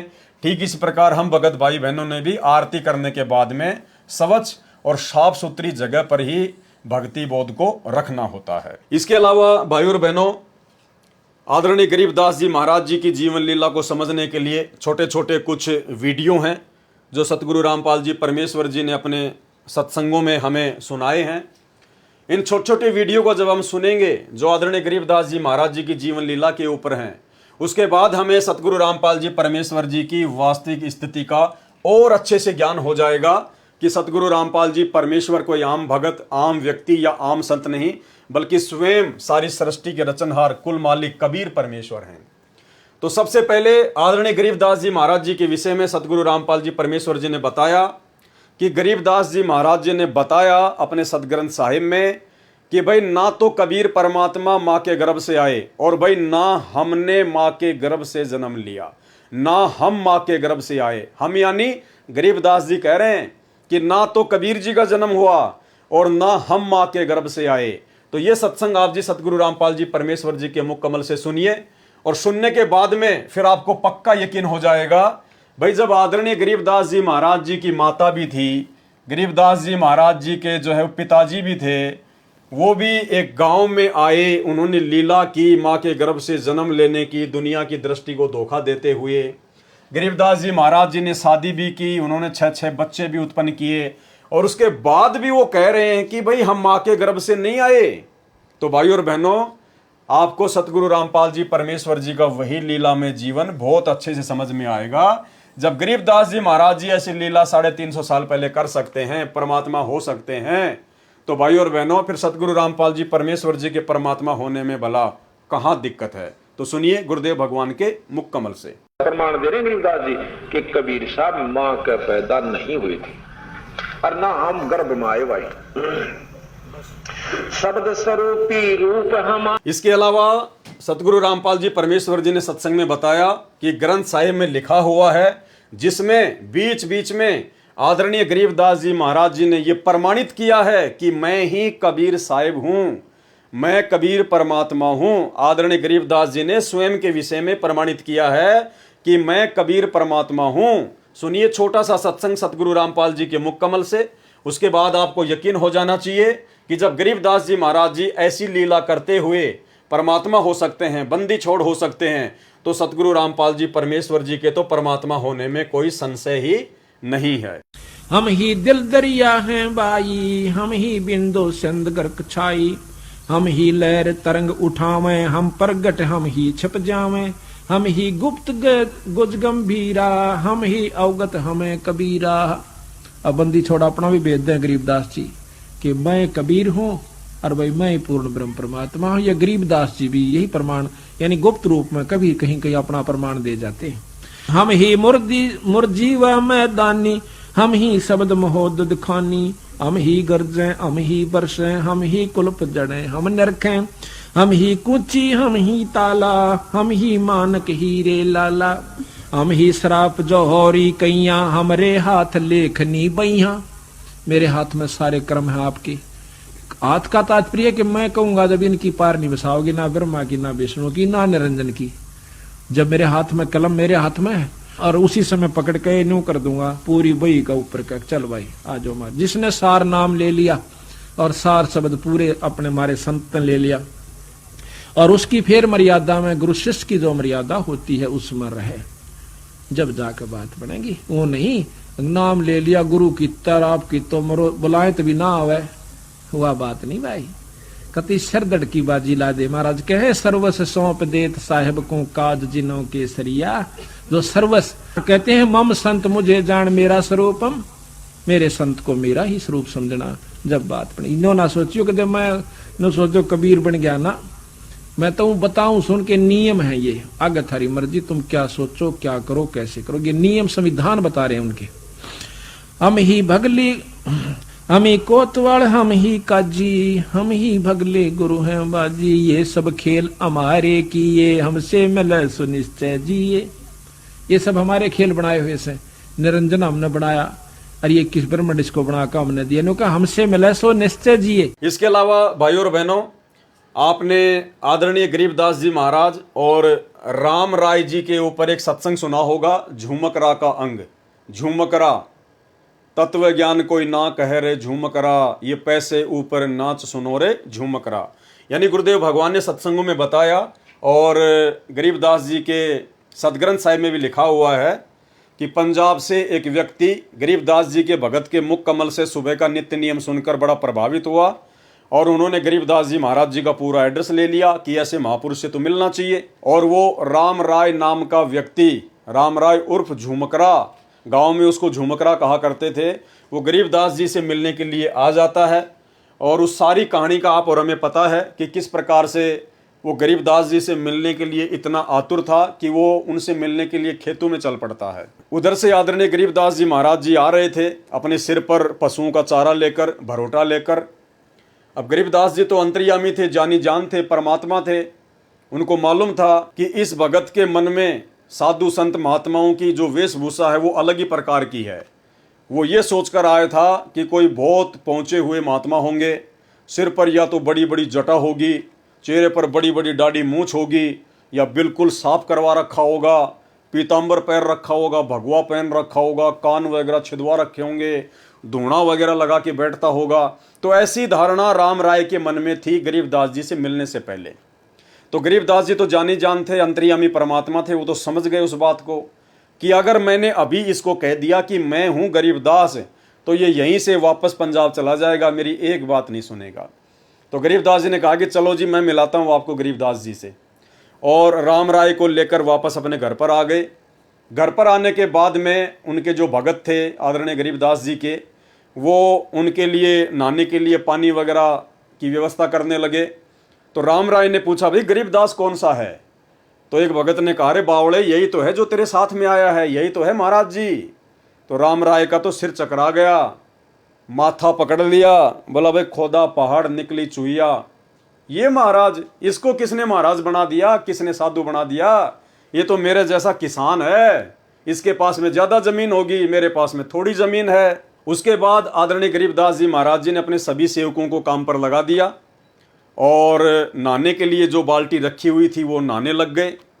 नहाने के बाद में जब वो अपनी धोती बांधने लगे तो आदरणीय गरीबदास जी महाराज जी ने अपनी उंगली पर चोट लगने का अभिनय करते हुए पास में बैठे हुए झूमकरा उर्फ राम राय से कहा कि वे राम राय मेरी उंगली के चोट लग गई, मेरी धोती के गांठ लगा दे, यानी मेरी धोती बांध दे। तो राम राय ने जैसे ही धोती बांधना शुरू किया और वो गांठ लगाने लगा तो धोती का जो पल्लू था, जो गांठ थी, वो आर पार हो जाती। अब राम राय ने देखा शायद मेरी आंखों का धोखा है, उसने फिर से वो गांठ पूरे शरीर पर कपड़ा लपेट कर और जैसे गांठ मारना शुरू की, वो गांठ, वो कपड़ा गरीबदास जी के पूरे शरीर के आर पार हो गया और वो गांठ लग गई। तीसरी बार उसने ऐसा ही किया कि हो सकता है मेरी आंखों का धोखा हो। फिर से उन्होंने गरीबदास जी के पूरे शरीर के वो कपड़ा लपेट कर और जैसे गांठ मारना शुरू की तो कपड़ा शरीर के आर पार होता हुआ उस कपड़े के गांठ लग गई। फिर राम राय ने ऊपर देखा तो राम राय जी श्री विष्णु जी के भगत थे, विष्णु जी की भक्ति किया करते थे और परमात्मा का विधान है कि इस मोक्ष के टाइम से पहले, इस बिचली पीढ़ी वाले समय से पहले जो भी भगत जिस भी भगत की, अवतार की या किसी की भी वो पूजा करता है अपना इष्ट मानकर, परमात्मा उसी रूप में उसको दर्शन दिया करते थे। तो जैसे ही झुमकरा ने ऊपर देखा, क्योंकि गरीबदास जी ने कहा, अरे भाई झुमकरा क्या हुआ, अरे मैं तो तेरे जैसा एक किसान हूं, तेरे जैसा जमींदार हूं, तेरे से गांठ क्यों नहीं लग रही। तो जब झुमकरा ने ऊपर देखा तो विष्णु जी के रूप में आदरणीय गरीबदास जी ने उनको दर्शन दिए, और उस समय उनको अपनी गलती का एहसास हुआ कि ये तो स्वयं परमात्मा है, ये तो भगवान है, मैं ही धोखे में था। तो कहने का मतलब है आदरणीय गरीबदास जी महाराज जी ने ये लीला की, अपने आप को परमात्मा साबित किया कि मेरा नूरी शरीर है, मेरा सौद स्वरूपी शरीर है, मेरा शरीर तुम आम जीवों की तरह हाड़ मांस का नहीं है, क्योंकि वो कपड़ा शरीर से आर पार होके गांठ लग रही थी। ठीक इसी प्रकार भाइयों और बहनों, सतगुरु रामपाल जी परमेश्वर जी के जीवन को जब आप देखेंगे, जब आप उनके भक्तों के इंटरव्यू सुनेंगे, या सतगुरु रामपाल जी परमेश्वर जी के मुख कमल से जो इन्होंने अपने भक्तों के इंटरव्यू सुनाए हैं, जब आप वो सुनोगे तो आपको पता चलेगा कि भगत जब सतगुरु रामपाल जी परमेश्वर जी के चरणों की सेवा किया करते थे, उस समय सतगुरु रामपाल जी परमेश्वर जी के चरण फोम से भी ज्यादा मुलायम, फोम से भी ज्यादा मुलायम, ना कोई हड्डी, ना किसी प्रकार का अन्य कोई आडंबर जो आप और हमारे इस हाड़ मांस के शरीर में होता है।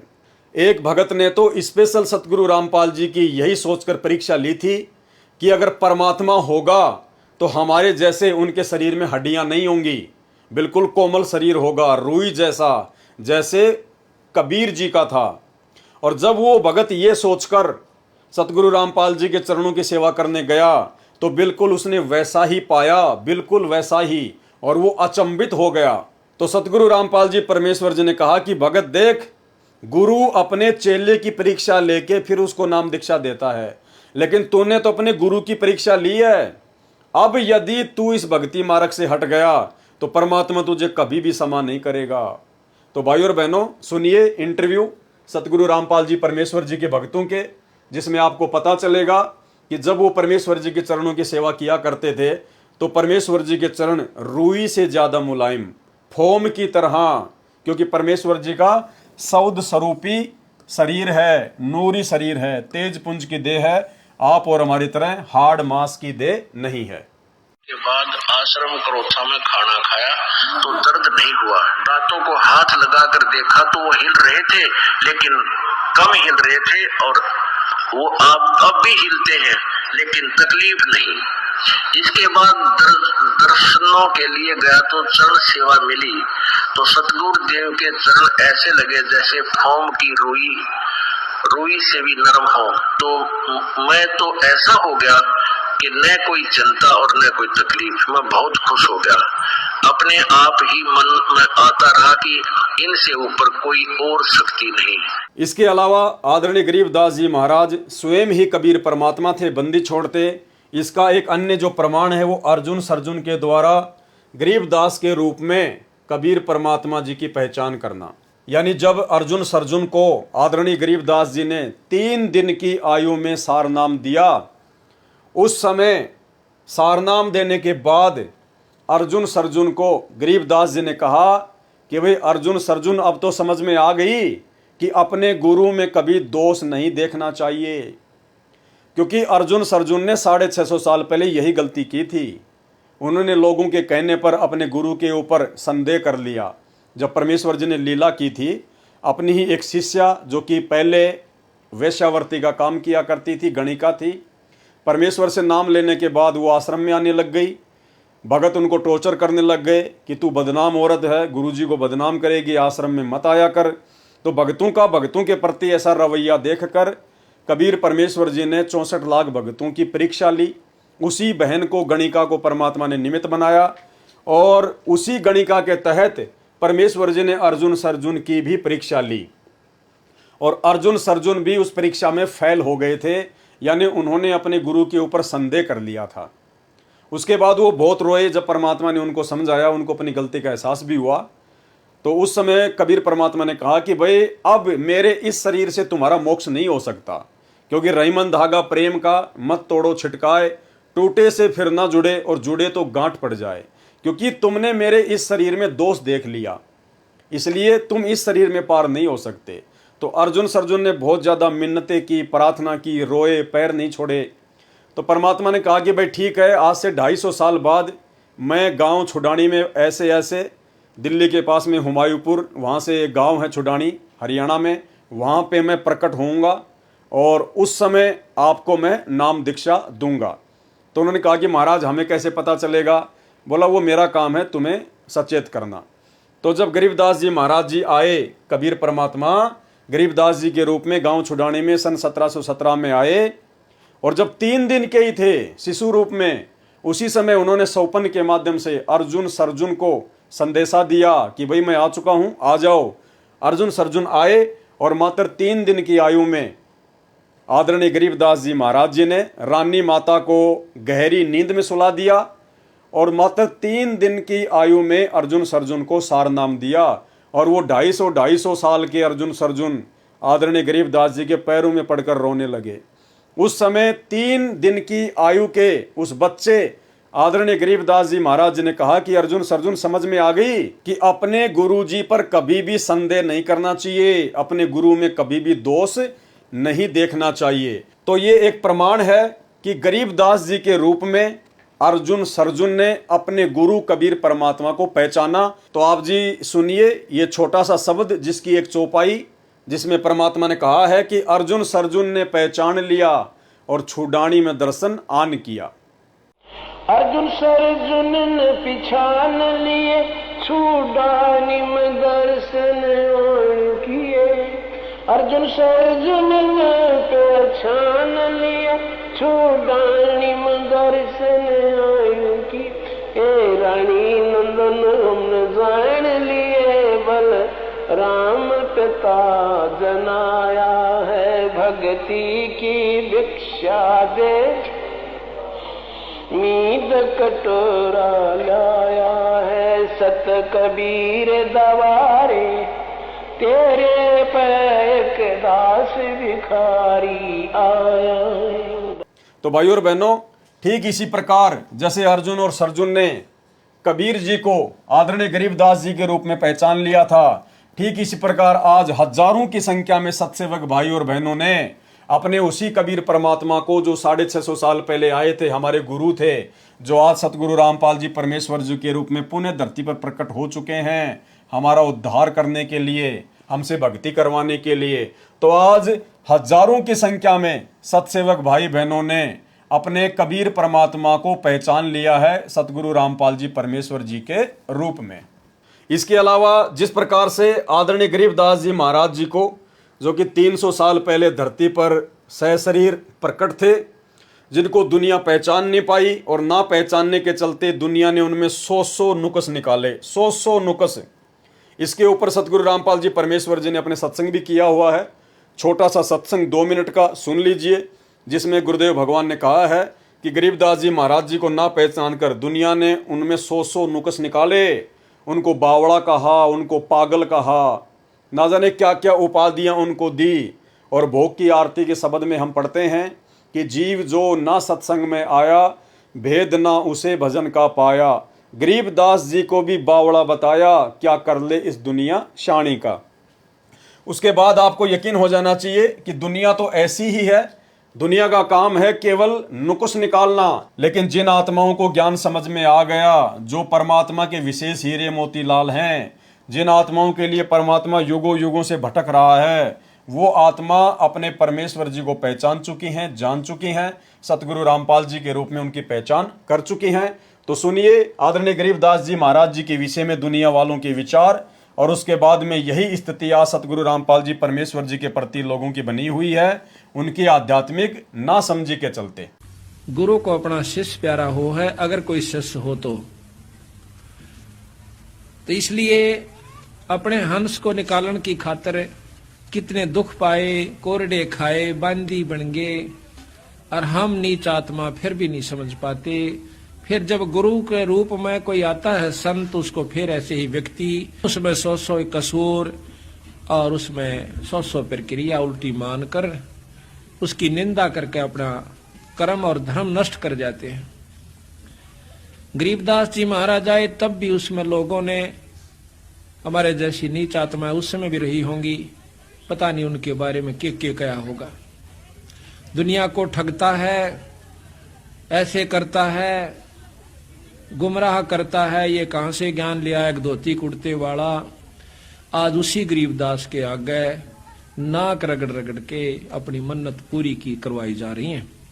बंदी छोड़ कहते हैं कि अगर जब वो शरीर में थे, बंदी छोड़ की बातों पर विश्वास करके पूरी रूप से उसको परमात्मा स्वरूप मान लेते थे तो भगवान ही, लेकिन उस समय स्वीकार नहीं किया। उस समय स्वीकार कर लेते तो हम सतलोक में होते, तब तो हम सियाणे बने, होशियार बन गए, और यही कारण है चौथे युग में धक्के खा रहे। इसके अलावा भाइयों और बहनों, आदरणीय गरीबदास जी महाराज 12वें पंथ के संचालक थे, 12वें पंथ के संचालक।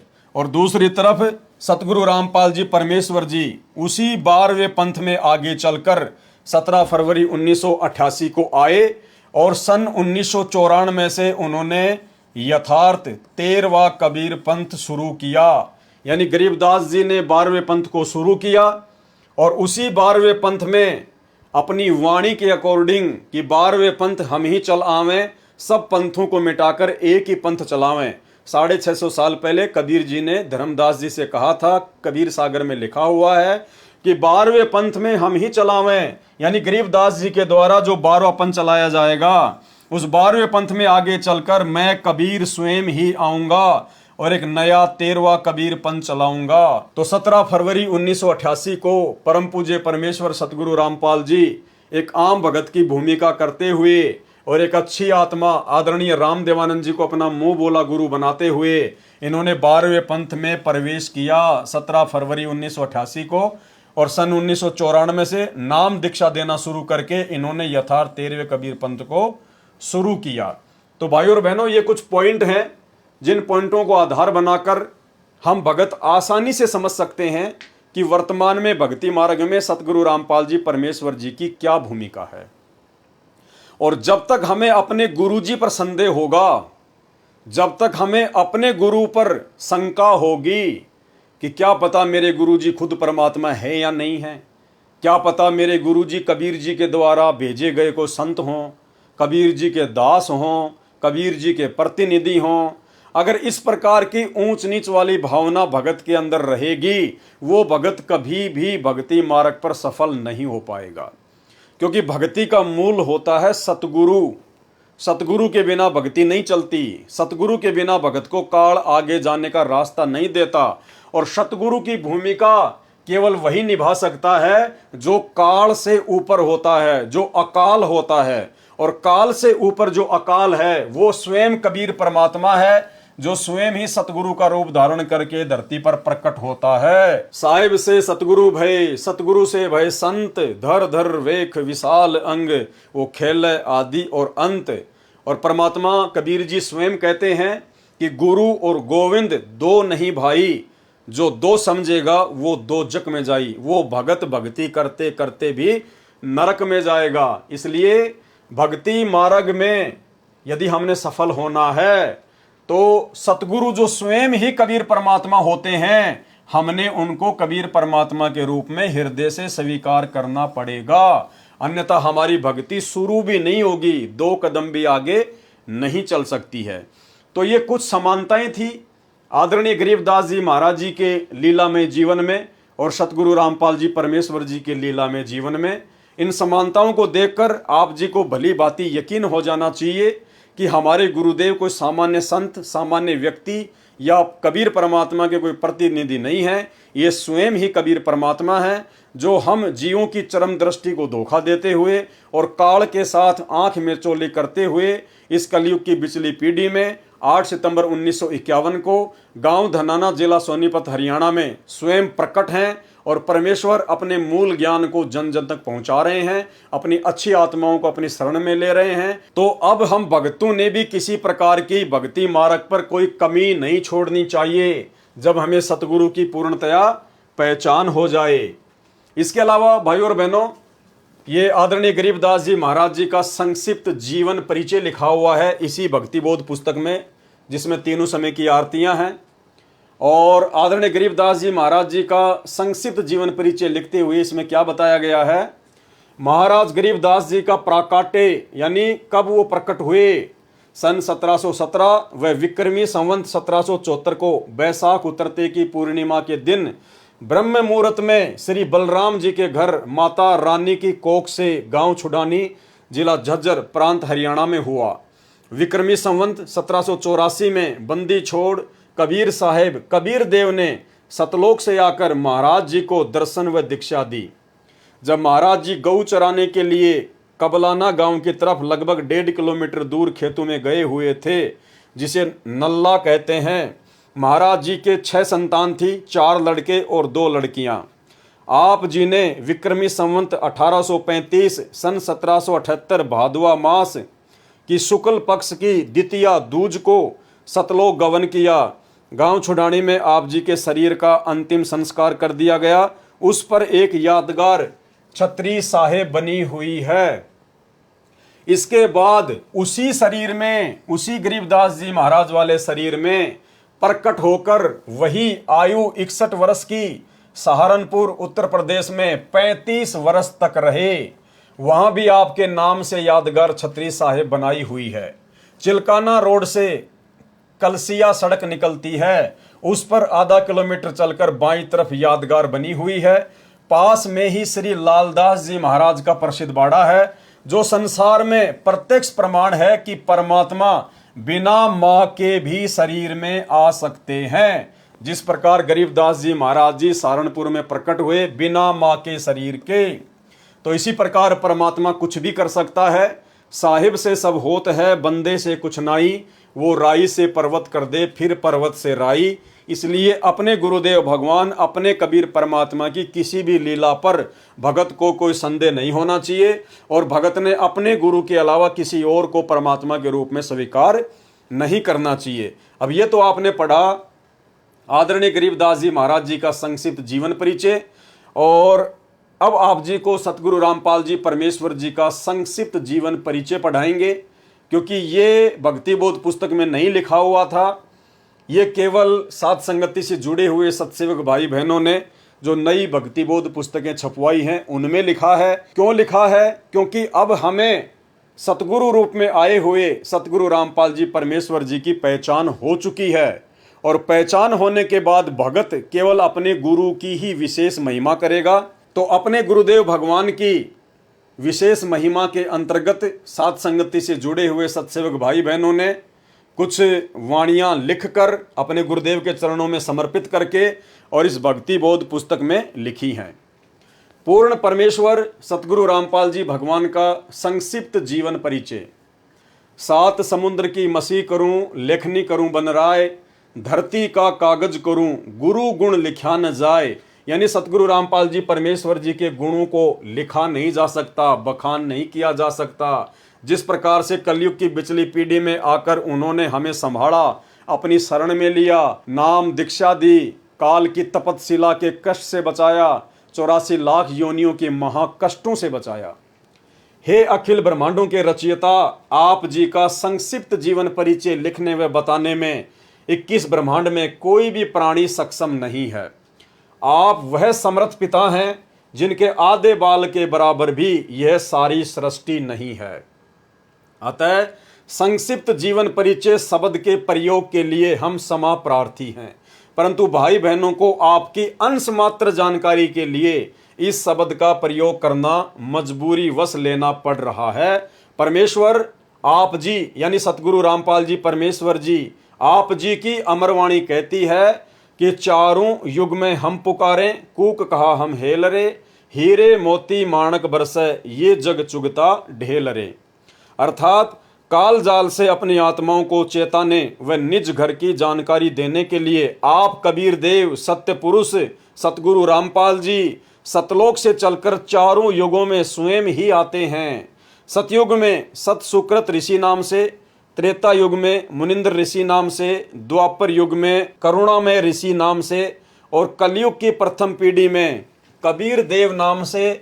उसके लगभग 250 वर्ष बाद आदरणीय गरीबदास जी महाराज के नाम से, और अब बिचली पीढ़ी में 8 सितंबर 1951 को गांव धनाना, जिला सोनीपत, हरियाणा में अपने विधान अनुसार अतिथि रूप में धरती पर संत रामपाल दास नाम से प्रकट हो चुके हैं। यानी आज से 650 साल पहले जब काशी के बनारस में कबीर परमात्मा प्रकट हुए थे तो वे अतिथि रूप में प्रकट हुए थे। अतिथि रूप का मतलब होता है जिसके आने की तिथि पूर्व निर्धारित ना हो, उसको कहते हैं अतिथि, जो बिना बताए आ जाए। तो वर्तमान में 8 सितंबर 1951 को परमेश्वर रामपाल जी धरती पर अतिथि रूप में प्रकट हैं। यानी किसी भी शास्त्र में, किसी भी सदग्रंथ में ये प्रमाण नहीं है कि सतगुरु रामपाल जी 8 सितंबर 1951 को ही प्रकट होंगे। तो इसलिए आज परमात्मा अतिथि रूप में धरती पर प्रकट हैं। अपने नाम के आगे दास शब्द, वह परमात्मा कौन? सतगुरु रामपाल जी। सिर्फ हम आत्माओं को दास शब्द की परिभाषा समझाने के लिए लगाते हैं। साहिब से सतगुरु भये, सतगुरु से भये संत, धर धर वेख विशाल अंग, खेल आदि और अंत। इस अमरवाणी के अनुसार सत्य पुरुष ने, सतगुरु रामपाल जी परमेश्वर जी ने 8 सितंबर 1951 के दिन प्रकट होकर 17 फरवरी 1988 तक एक साधारण से किसान परिवार में हमारी चरम दृष्टि को धोखा देते हुए 2 अच्छी आत्माओं भगतमती इंद्रो देवी व भगत नंदराम जी को अपने मुंह बोले माता पिता के रूप में इस नश्वर संसार में लीला करने हेतु स्वयं के आने अर्थात प्रकट होने के लिए निमित्त बनाया। 17 फरवरी 1988 को ठीक उसी तरह कबीर सागर में लिपिबद्ध अपनी वाणी के अनुसार 650 साल पहले की तरह गुरु शिष्य परंपरा व भगत बनकर हम जीव आत्माओं को एक भगत के लक्षण समझाने के लिए जैसे पंडित रामानंद जी को मुंह बोला गुरु बनाया था, ठीक उसी तरह जगत गुरु होने के उपरांत भी 17 फरवरी 1988 को आदरणीय रामदेवानंद जी को अपना मुंह बोला गुरु बनाकर 12वें पंथ में प्रवेश किया तथा उसके बाद सन 1994 से सत्संग व नामदान देना शुरू करके सच्चे सतगुरु की भूमिका निभा रहे हैं। आप स्वयं कबीर देव हैं। मर्यादा में रहकर भक्ति करने वाली अनेक आत्माओं को आपने जीवन दान व आध्यात्मिक सुख देने के साथ साथ शास्त्र अनुसार भक्ति देकर मोक्ष का मार्ग भी दिखा दिया। सन 1994 से आज तक आप जी ने परमार्थ के लिए निस्वार्थ भाव से जो संघर्ष करके दिखाया है, यह आपकी दयालुता, साधुता व समर्थता का प्रमाण है। वेदों में लिखित अपनी महिमा व गुणों को सत्य साबित करने के लिए कि वह परमात्मा कमल के विकसित फूल पर शिशु रूप में प्रकट होकर कुंवारी गाय के दूध से अपनी परवरिश करवाता है। वह परमात्मा मुर्दों को जीवन देकर 100 वर्ष की उम्र प्रदान कर सकता है, निर्धन को धन देकर सुखी कर सकता है, कोढ़ी व रोगी को स्वस्थ करके नया जीवन दे सकता है, वह बांझ को पुत्र तथा अंधे को आंख दे सकता है, आदि आदि वेदों में वर्णित महिमा को यथार्थ रूप देने के लिए चारों युगों में मात्र एक एक जीवन किसी तालाब में विकसित कमल के फूल पर शिशु रूप में प्रकट होने की लीला करते हैं। अन्यथा आप जी परमेश्वर सतगुरु रामपाल जी भगवान को किसी तालाब या कमल के फूल या शिशु रूप में प्रकट होने की कोई आवश्यकता नहीं है। आप जी जब चाहें, जहां चाहें, जिस रूप व अवस्था उम्र में प्रकट होना चाहे हो सकते हैं। जैसे नानक जी को बेई नदी व धर्मदास जी को मथुरा में जिंदा महात्मा के रूप में प्रकट होकर ज्ञान समझाया। 1392 में प्रकट होकर तैमूर लंग को 7 पीढ़ी के राज्य का आशीर्वाद दिया।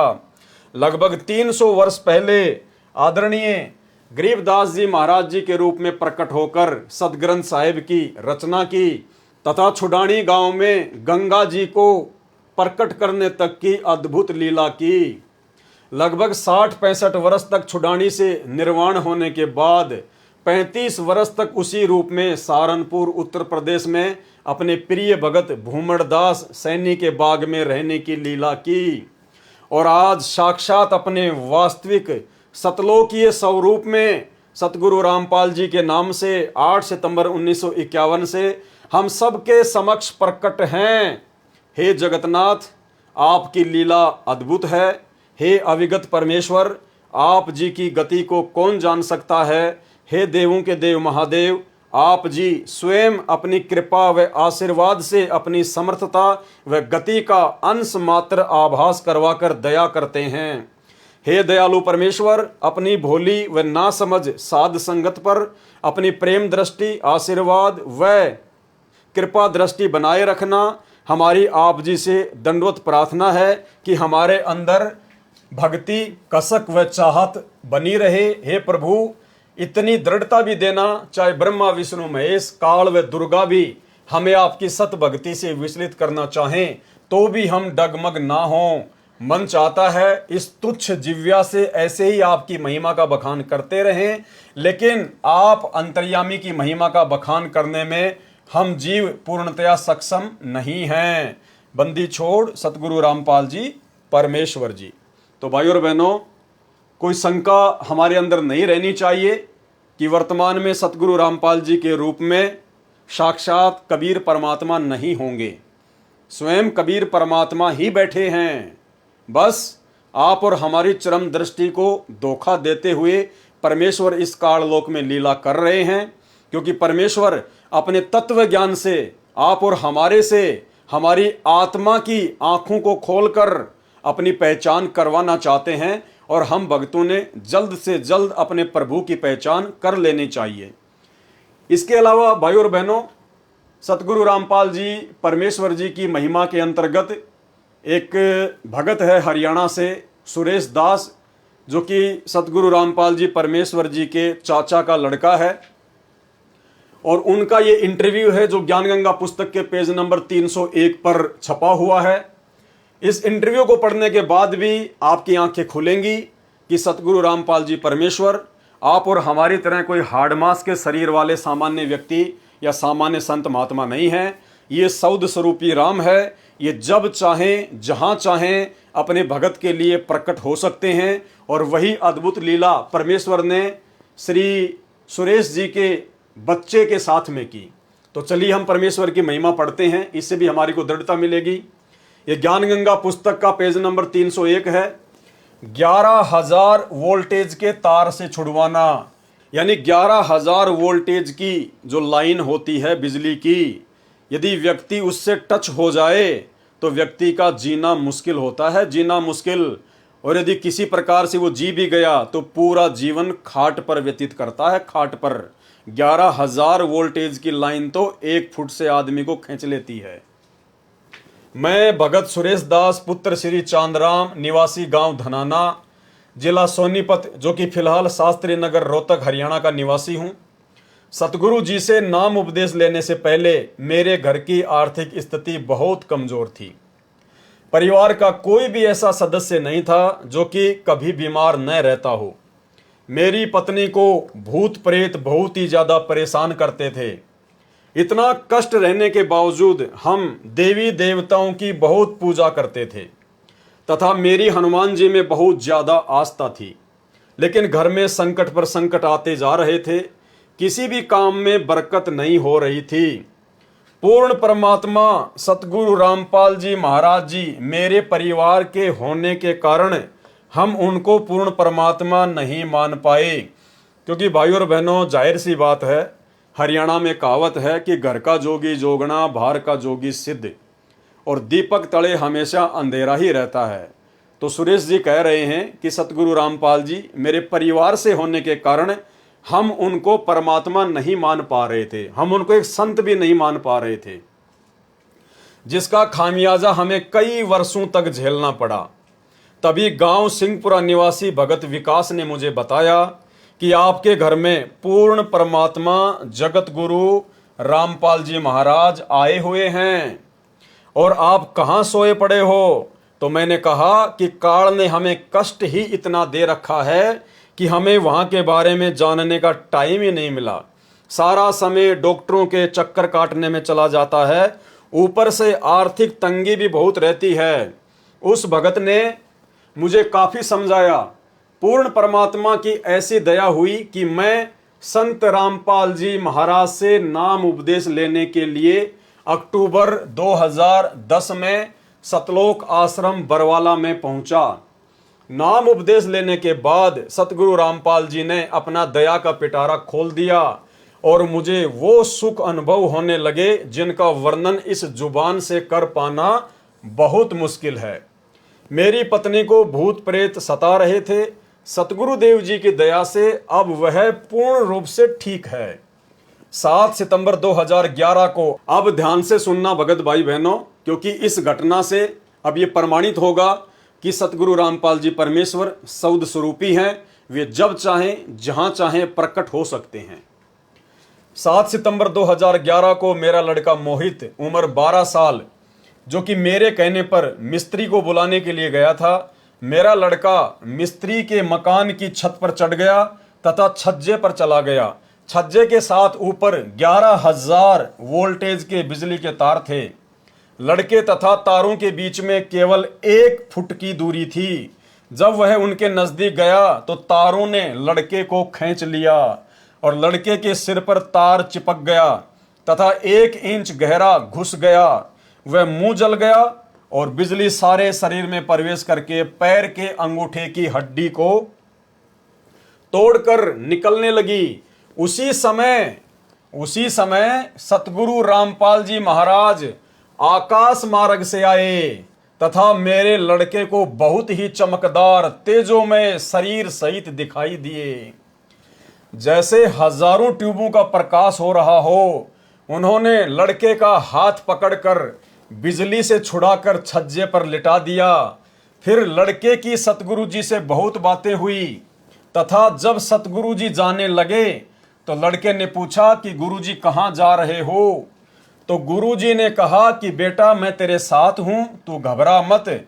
उस समय मेरे लड़के मोहित की माता जी भी वहीं पर थी। उसने यह दृश्य अपनी आंखों से देखा तथा वह बहुत घबरा गई, क्योंकि लड़के के शरीर से बिजली के लपटें निकल रही थी।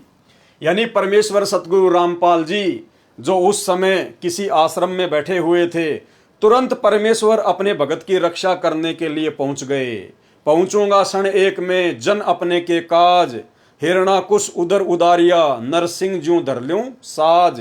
तो ये परमेश्वर है, नूरी शरीर है, सौद स्वरूपी राम है, स्वयं ये बंदी छोड़ है और ऐसे ऐसे ना जाने कितने करतब, कितनी लीलाएं, कितने इस प्रकार के अद्भुत ये करिश्मे सतगुरु रामपाल जी परमेश्वर जी ने जब से उन्होंने अपना 13वां पंथ शुरू किया है सन 1994 से, ना जाने कितनी अद्भुत लीलाएं परमेश्वर ने अपने भक्तों के साथ में की हैं। उसके बाद हम लड़के को पीजीआई रोहतक हॉस्पिटल में लेकर गए। वहां पर भी लड़के को गुरुजी दिखाई दिए। वह मेरे लड़के ने कहा कि गुरुजी मेरे साथ है, आप घबराओ मत। यदि आज हम गुरुजी की शरण में नहीं होते तो हमारा लड़का आज जिंदा नहीं होता तथा मेरी पत्नी को भी प्रेत मार डालते। हम उजड़ने से बच गए। यह सतगुरु रामपाल जी महाराज जी की ही दया है। सर्व पाठकों से प्रार्थना है कि मेरी सत्य कथा को पढ़कर आप जी भी सतगुरु रामपाल जी महाराज जी के शरण में आकर अपना समय रहते कल्याण कराएं तथा प्रारब्ध में लिखे कर्मों के कारण जो घटनाएं घटनी होती हैं उनसे पूर्ण रूप से बचोगे। सतगुरु रामपाल जी महाराज के सत्संग वचनों में मैंने सुना था कि पूर्ण परमात्मा कबीर जी बंदी छोड़ हमारे सर्व पापों को नाश कर देते हैं। ऐसा ही प्रमाण ऋग्वेद मंडल 10 सूक्त 161 मंत्र 2 में तथा मंडल 9 सूक्त 80 मंत्र 2 में भी लिखा है कि यदि किसी रोगी की प्राण शक्ति क्षीण हो चुकी है, जिस प्रकार भगत सुरेश दास के बच्चे मोहित की जो प्राण शक्ति थी वो खत्म हो चुकी थी, उसके बाद मोहित का जीवन शेष नहीं था तथा उसकी आयु भी शेष न रही हो, तो उसके प्राणों की रक्षा करूं तथा उसे 100 वर्ष आयु प्रदान करके अर्थात उसकी आयु बढ़ाकर साधक को सर्व सुख प्रदान करता हूं।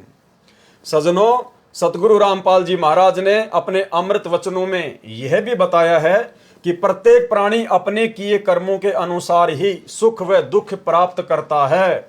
दुख तो पाप कर्मों का फल है तथा सुख पुण्य कर्मों का फल है। अभी तक सर्व संत आचार्य गुरु यही कहते हैं कि जो प्रारब्ध कर्म का भोग है वह तो प्राणी को भोग कर ही समाप्त करना होगा।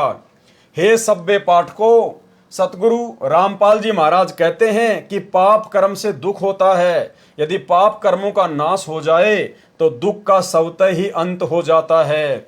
यदि भक्ति करते करते भी पाप कर्म का फल अर्थात दुख भोगना ही पड़े तो भक्ति की आवश्यकता ही समाप्त हो जाती है।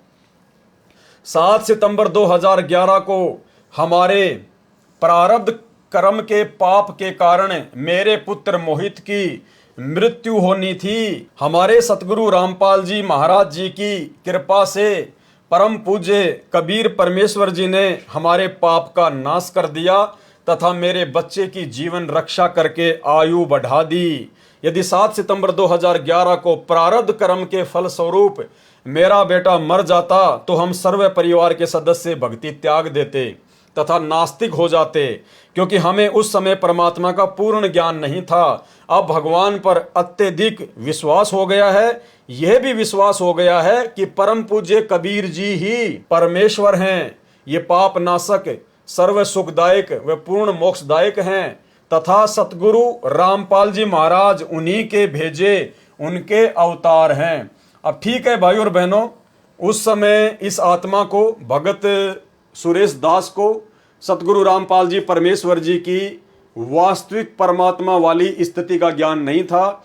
इसलिए ये कह रहे हैं कि कबीर परमात्मा ने सतगुरु रामपाल जी को भेजा है, अर्थात इन्होंने संत रामपाल जी को कबीर जी का भेजा हुआ अवतार यहाँ पर जो है वो बताया है। लेकिन ऐसा नहीं है। आप जी को धीरे धीरे सब कुछ समझ में आ रहा होगा और आगे भी आ जाएगा कि परमेश्वर के अवतार की भूमिका कोई नहीं कर सकता। अवतार केवल काल भेजता है। 21 ब्रह्मांड का स्वामी ज्योति निरंजन अपने अंश अवतार उत्पन्न करता है। कबीर परमेश्वर को अंश अवतार उत्पन्न करने की आवश्यकता नहीं होती, क्योंकि वे समर्थ हैं और स्वयं ही धरती पर आकर अपनी आत्माओं को अपने मुख कमल से सच्चिदानंद घन ब्रह्म की वाणी के द्वारा यानी अपने मुख कमल से परमेश्वर वाणियां उच्चारित करके अपने तत्व ज्ञान का प्रचार प्रसार करते हैं। अतः आप जी से पुनः प्रार्थना है कि अविलंब सतलोक आश्रम बरवाला में पहुंचें तथा उपदेश लेकर कल्याण कराएं। आप जी से प्रार्थना करने का मेरा उद्देश्य यह है कि मेरे जैसे दुखिया बहुत हैं, मेरी उपरोक्त आत्मकथा को पढ़कर विचार करके वे भी मेरे की तरह संकटों का निवारण करा सकेंगे तथा ही हो सकेंगे। ये संसार समझदा नाही, कहंदा शाम दोपहरे नू, गरीब दास ये वक्त जात है, रोवोगे इस पहरे नू। अब भाई और बहनों, इस वीडियो में अभी तक आपके सामने जितनी भी बातें रखी गई हैं, जितने भी आपको उदाहरण दिए गए हैं, ये सभी उदाहरण देने का केवल मकसद यही है कि हम अपने पूज्य गुरुदेव को परमात्मा के रूप में स्वीकार कर लें। और जब तक हम अपने गुरु को ही कबीर साहिब के रूप में स्वीकार नहीं करेंगे, और गुरु को कबीर साहिब के रूप में स्वीकार करने का मतलब है कि जब आप अपने गुरु की पहचान कर लेते हो तो उसके बाद आपने ये दाढ़ी मूंछ वाली जो कबीर जी की काल्पनिक फोटो है, आपने इस फोटो को पूजना बंद करना होगा। आपने जून के महीने में इस फोटो का कबीर प्रकट दिवस मनाना छोड़ना होगा।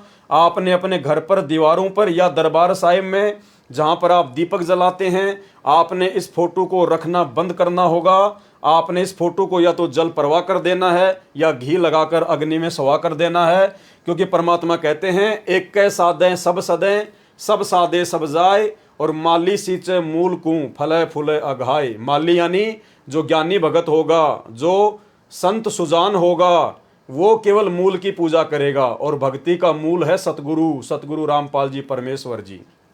तो आप सभी भाई बहनों को ये बात अपने दिल में दृढ़ता के साथ में बैठा लेनी चाहिए कि वर्तमान में इस ज्योति निरंजन के 21 ब्रह्मांड में सतगुरु रामपाल जी के अलावा दूसरा कोई कबीर भगवान, दूसरा कोई कबीर परमात्मा कहीं भी नहीं है। और यदि कहीं होगा तो वो भी सतगुरु रामपाल जी परमेश्वर जी का ही रूप होगा, क्योंकि ये परमात्मा अनंत कलाओं के स्वामी हैं। ये चाहे जितने रूप बना सकते हैं। जब काल अपने 1000 रूप बना सकता है एक ही समय में, अक्सर पुरुष एक ही समय में 10,000 रूप बना सकता है, तो सतगुरु रामपाल जी परमेश्वर जी तो अनंत कोटि कलाओं के स्वामी हैं। ये तो प्रत्येक आत्मा के साथ में अपने अरबों खरबों रूप बनाकर एक ही समय में खड़े हो सकते हैं। और ये सारी बातें इतनी दृढ़ता के साथ में आप सभी भाई बहनों को बताने का केवल यही मकसद है, क्योंकि अब हम जब आगे भक्ति बोध के खुलासे पर जाएंगे, जो सतगुरु रामपाल जी परमेश्वर जी ने अपने कर कमलों से यथार्थ भक्ति बोध नामक पुस्तक में हमें लिख कर दिया हुआ है, जिसके ऊपर अब हम वीडियो बनाने जा रहे हैं, वो भक्ति बोध और भक्ति बोध का सरलार्थ भाई और बहनों यदि हमने समझना है तो आपने अपने गुरु को परमात्मा मानना पड़ेगा, सतगुरु रामपाल जी को बंदी छोड़ मानना पड़ेगा। और यदि आप चाहते हैं कि भक्ति बोध के खुलासे के अंतर्गत वो सूक्ष्म ज्ञान मेरे दिमाग में समाए, मेरे अंतःकरण में समाए, जिससे कि मैं सतगुरु रामपाल जी भगवान का मैं प्रिय भगत बन सकूं, उनके हृदय में उनके चरणों में मेरे लिए कोई जगह बन पाए, तो उसके लिए भाई और बहनों आपने अपने गुरु को ही परमात्मा मानते हुए, क्योंकि गुरु ही परमात्मा है। कबीर मार्ग में काल की भक्ति में गुरु परमात्मा नहीं होता, काल तक की भक्ति में गुरु अलग होता है, परमात्मा अलग होता है। केवल कबीर परमेश्वर की भक्ति में, और कबीर परमेश्वर की भक्ति में भी केवल उनके यथार्थ 13वें कबीर पंथ में ही गुरु स्वयं ही परमात्मा होता है। अन्य नकली जो कबीर पंथ है उनमें गुरु अलग हैं और कबीर जी तो फिर अलग हैं ही उनके लिए।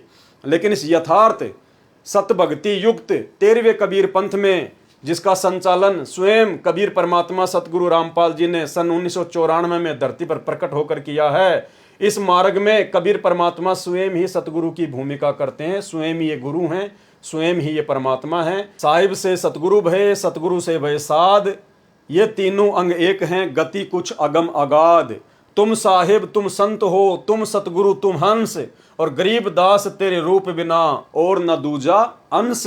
परमात्मा स्वयं ही लीला कर रहे हैं। और जब तक हमें इतनी दृढ़ता नहीं आएगी तो भाई और बहनों हम भक्ति नहीं कर पाएंगे, हम भक्ति मार्ग पर एक कदम भी आगे नहीं बढ़ पाएंगे, हमारी भक्ति चलेगी नहीं। जब तक हम अपने गुरु को परमात्मा नहीं मानेंगे हमारी भक्ति चलेगी ही नहीं, और ना ही हमारे को आगे भक्ति बोध का सरलार समझ में आएगा। तो अब कल रात्रि 9 बजे हम जो वीडियो बनाने जाएंगे वो भक्ति बोध के सरलार्थ से शुरू होगा। अभी तक तो आपने केवल आदरणीय गरीबदास जी महाराज जी की जीवन लीला पढ़ी, और उससे पहले सतगुरु रामपाल जी परमात्मा ने जो भक्ति और साधना के विषय में जो मोटी मोटी बातें हमें बताई है, जो भक्ति बोध के खुलासे से पहले आप और हमारे लिए जानना बहुत ही ज़रूरी था। तो अभी तक ये जो भी 2-3 वीडियो बने हैं ये तो भक्ति बोध के खुलासे से पहले आप और हमारे अंतःकरण में ये बात दृढ़ता के साथ में समा जाए कि हाँ, जो भक्ति हम वर्तमान में कर रहे हैं यही भक्ति है, इसके अलावा सृष्टि में दूसरी कोई मोक्ष की भक्ति नहीं। और जो सतगुरु हमें सतगुरु रामपाल जी के रूप में आज मिले हैं, जिनकी हम शरणागत हैं, इनके अलावा दूसरा कोई कबीर भगवान नहीं, कोई कबीर परमात्मा नहीं। और अब हमने अपने गुरु जी के प्रत्येक वचन पर ब्लाइंड फेथ कर लेना चाहिए, अंधविश्वास कर लेना चाहिए। दुनिया भोके तो भोके, दुनिया जो मर्जी बोले हमारे बारे में या हमारे पूज्य गुरुदेव भगवान के बारे में, क्योंकि दुनिया तो बावड़ी है। भगत को दुनिया पागल नजर आती है ज्ञान आधार से, और जगत को भगत पागल नजर आता है उस जगत वाले भाई बहनों की अज्ञानता के चलते। तो भाई और बहनों अब हमने आगे बढ़ना है, पीछे नहीं मुड़ना है, क्योंकि परमात्मा कहते हैं सिंह सूरमा और कोयल के बच्चे और संत ये हमेशा आगे को बढ़ते हैं, ये कभी बैक नहीं होते। सिंह सूरमा शेर हैं गरजे और गाजे, बाकी दुनिया तो भेड़ हैं बिदके और भाजे। तो ना हमने कोई लोक लाज में फंसना है, ना हमने अपने अंदर मान बढ़ाई राग द्वेष ईर्ष्या का रोग पैदा करना है। हम साधक हैं, हमें समझ में आ गया कि बड़ी मुश्किल से बिल्ली के भाग से ये छीका टूटा है, हमें कलयुग की पिछली पीढ़ी में परमात्मा की शरण प्राप्त हुई है, ये मोक्ष का प्राइम टाइम है। अगर इस समय हम दृढ़ रहकर भक्ति मार्ग पर लगे रहे, टिके रहे, अपने गुरुजी के प्रत्येक वचन पर आंख बंद करके विश्वास करते रहे, प्रत्येक मर्यादा का उनके वचन का दृढ़ता के साथ में पालन करते रहे, तो इसी जन्म में हमारा बेड़ा पार है। और यदि इस जन्म में हम अपनी किसी भी नासमझी, लोकलाज, शर्मा शर्मी, दबाव, प्रेशर या गलती के कारण रह गए, हमारा पैर भक्ति से फिसल गया, तो भाइयों और बहनों फिर परमात्मा कहते हैं सतगुरु विमुखा युग युग रोवे, फिर ना जाने कितने जन्म लेने पड़ेंगे, कहाँ कहाँ धक्का खाना पड़ेगा। आज हम सारी प्रोसीजर को पार करके इस समय में आए हुए हैं, और यदि पैर फिसल गया तो जो भक्ति आज हमने कर ली है, इस भक्ति का इतना जबरदस्त फल मिलेगा। हजारों युगों तक तो हम ब्रह्मलोक में रहेंगे, फिर स्वर्ग में रहेंगे, फिर ना जाने ब्रह्मा विष्णु महेश बनेंगे। परमात्मा कहते हैं ये काल फिर तुम्हारे को शिखर में टांग देगा, फिर धरती पर पटकेगा, राजा महाराजा बनाएगा, पूरी पृथ्वी का राजा बनाएगा। कभी हम मानधाता राजा बनेंगे, कभी श्री रामचंद्र बनेंगे, कभी हम लोग विश्वामित्र बनेंगे, कभी हम दुर्वासा बनेंगे, और फिर 84 लाख योनियों में धक्के खाते खाते फिर इस कलयुग की बिचली पीढ़ी में ना जाने किस युग युगांतर के बाद हम इसी घसियारे वाली, निर्धन व्यक्ति वाली, हैंड टू माउथ व्यक्ति वाली स्थिति में आएंगे। और ना जाने फिर उस कलयुग की बिचली पीढ़ी में वो परमात्मा हमें संभाले ना संभाले, मनुष्य जन्म दे ना दे, क्योंकि ये आप और हमारे हाथ की बात नहीं है कि हम इस परमात्मा को जब चाहे हम इसको पकड़ लेंगे। ये तो स्वयं परमात्मा की रजा होती है, उनकी विशेष मेहर होती है। वरना वर्तमान में हमें जो कलयुग की बिचली पीढ़ी में ये मनुष्य जन्म प्राप्त है, ये कोई योग या संयोग नहीं है, ये परमेश्वर जी के द्वारा जबरदस्ती जोड़ा गया महासंयोग है। अरे कलयुग की बिचली पीढ़ी, उसमें हमें मनुष्य जन्म और सतगुरु रामपाल जी का भी वर्तमान समय में आना, उसके बाद 8 अरब की जनसंख्या में से हमें अपनी शरण में लेना, शरण में लेके साध संगति से जोड़ना। आज भक्ति और भगवान के प्रति हमारे को इस कदर इतना ज्ञान होना, साध संगति से जुड़ के गुरु जी के प्रति इतना दृढ़ होना, इस फोटो को अपने घर से और दरबार से निकाल कर गुरु जी को अपने हृदय में बैठाना, घर को आश्रम बनाना, ज्ञान को आधार बनाना, ये कोई सामान्य बात नहीं है भाई और बहनों।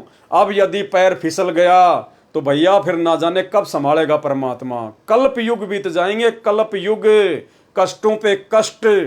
फिर उम्मीद ना करना कि ये परमात्मा फिर से ऐसा मौका दे देगा।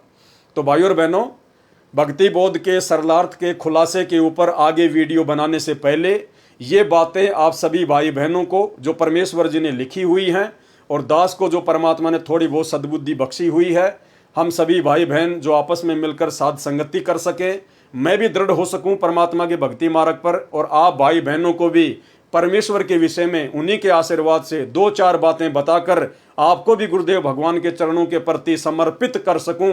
ये सारा खेल सतगुरु रामपाल जी परमेश्वर जी का है, ना मुझ पवन दास के कोई बस की बात है, ना आप भाई बहनों के समझने की कोई बस की बात है। करे करावे साइयां मन में लहर उठा, दादू सिर धर जीव के आप बगल हो जा।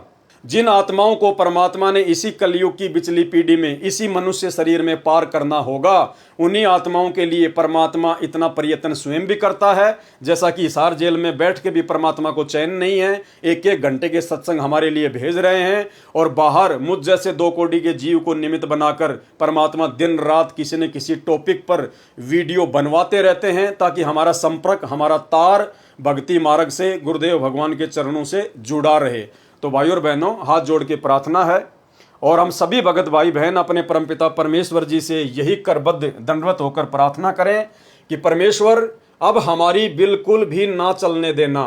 हे परमात्मा, हम नादान हैं, 2 कोटि के जीव हैं, जड़ बुद्धि जीव हैं परमात्मा, हमारी कोई बुद्धि नहीं, कोई औकात नहीं, कोई हैसियत नहीं। परमेश्वर, हमने अपने जीवन की डोरी आप जी के हाथों में सौंप दी है। परमात्मा, हम आपके कुत्ते हैं, आप जैसा चलाना चाहो, जैसा आप हम आत्माओं के लिए उचित समझो परमेश्वर जी वही करना। आप हमारी इस मन की एक ना सुनना और हमें अपने चरणों से लगाए रखना। बंदी छोड़ सतगुरु रामपाल जी परमेश्वर जी की जय हो। तो भाई और बहनों, कल रात्रि 9 बजे हम भक्ति बोध के सरलार्थ के खुलासे पर चलेंगे, जहाँ पर मंगलाचरण से हम शुरू करेंगे। तो सभी भाई बहन रात्रि 9 बजे जरूर जुड़ें। तब तक परमेश्वर हम सभी को आशीर्वाद दें और इजाजत दें। बंदी छोड़ सतगुरु रामपाल जी परमेश्वर जी की जय हो।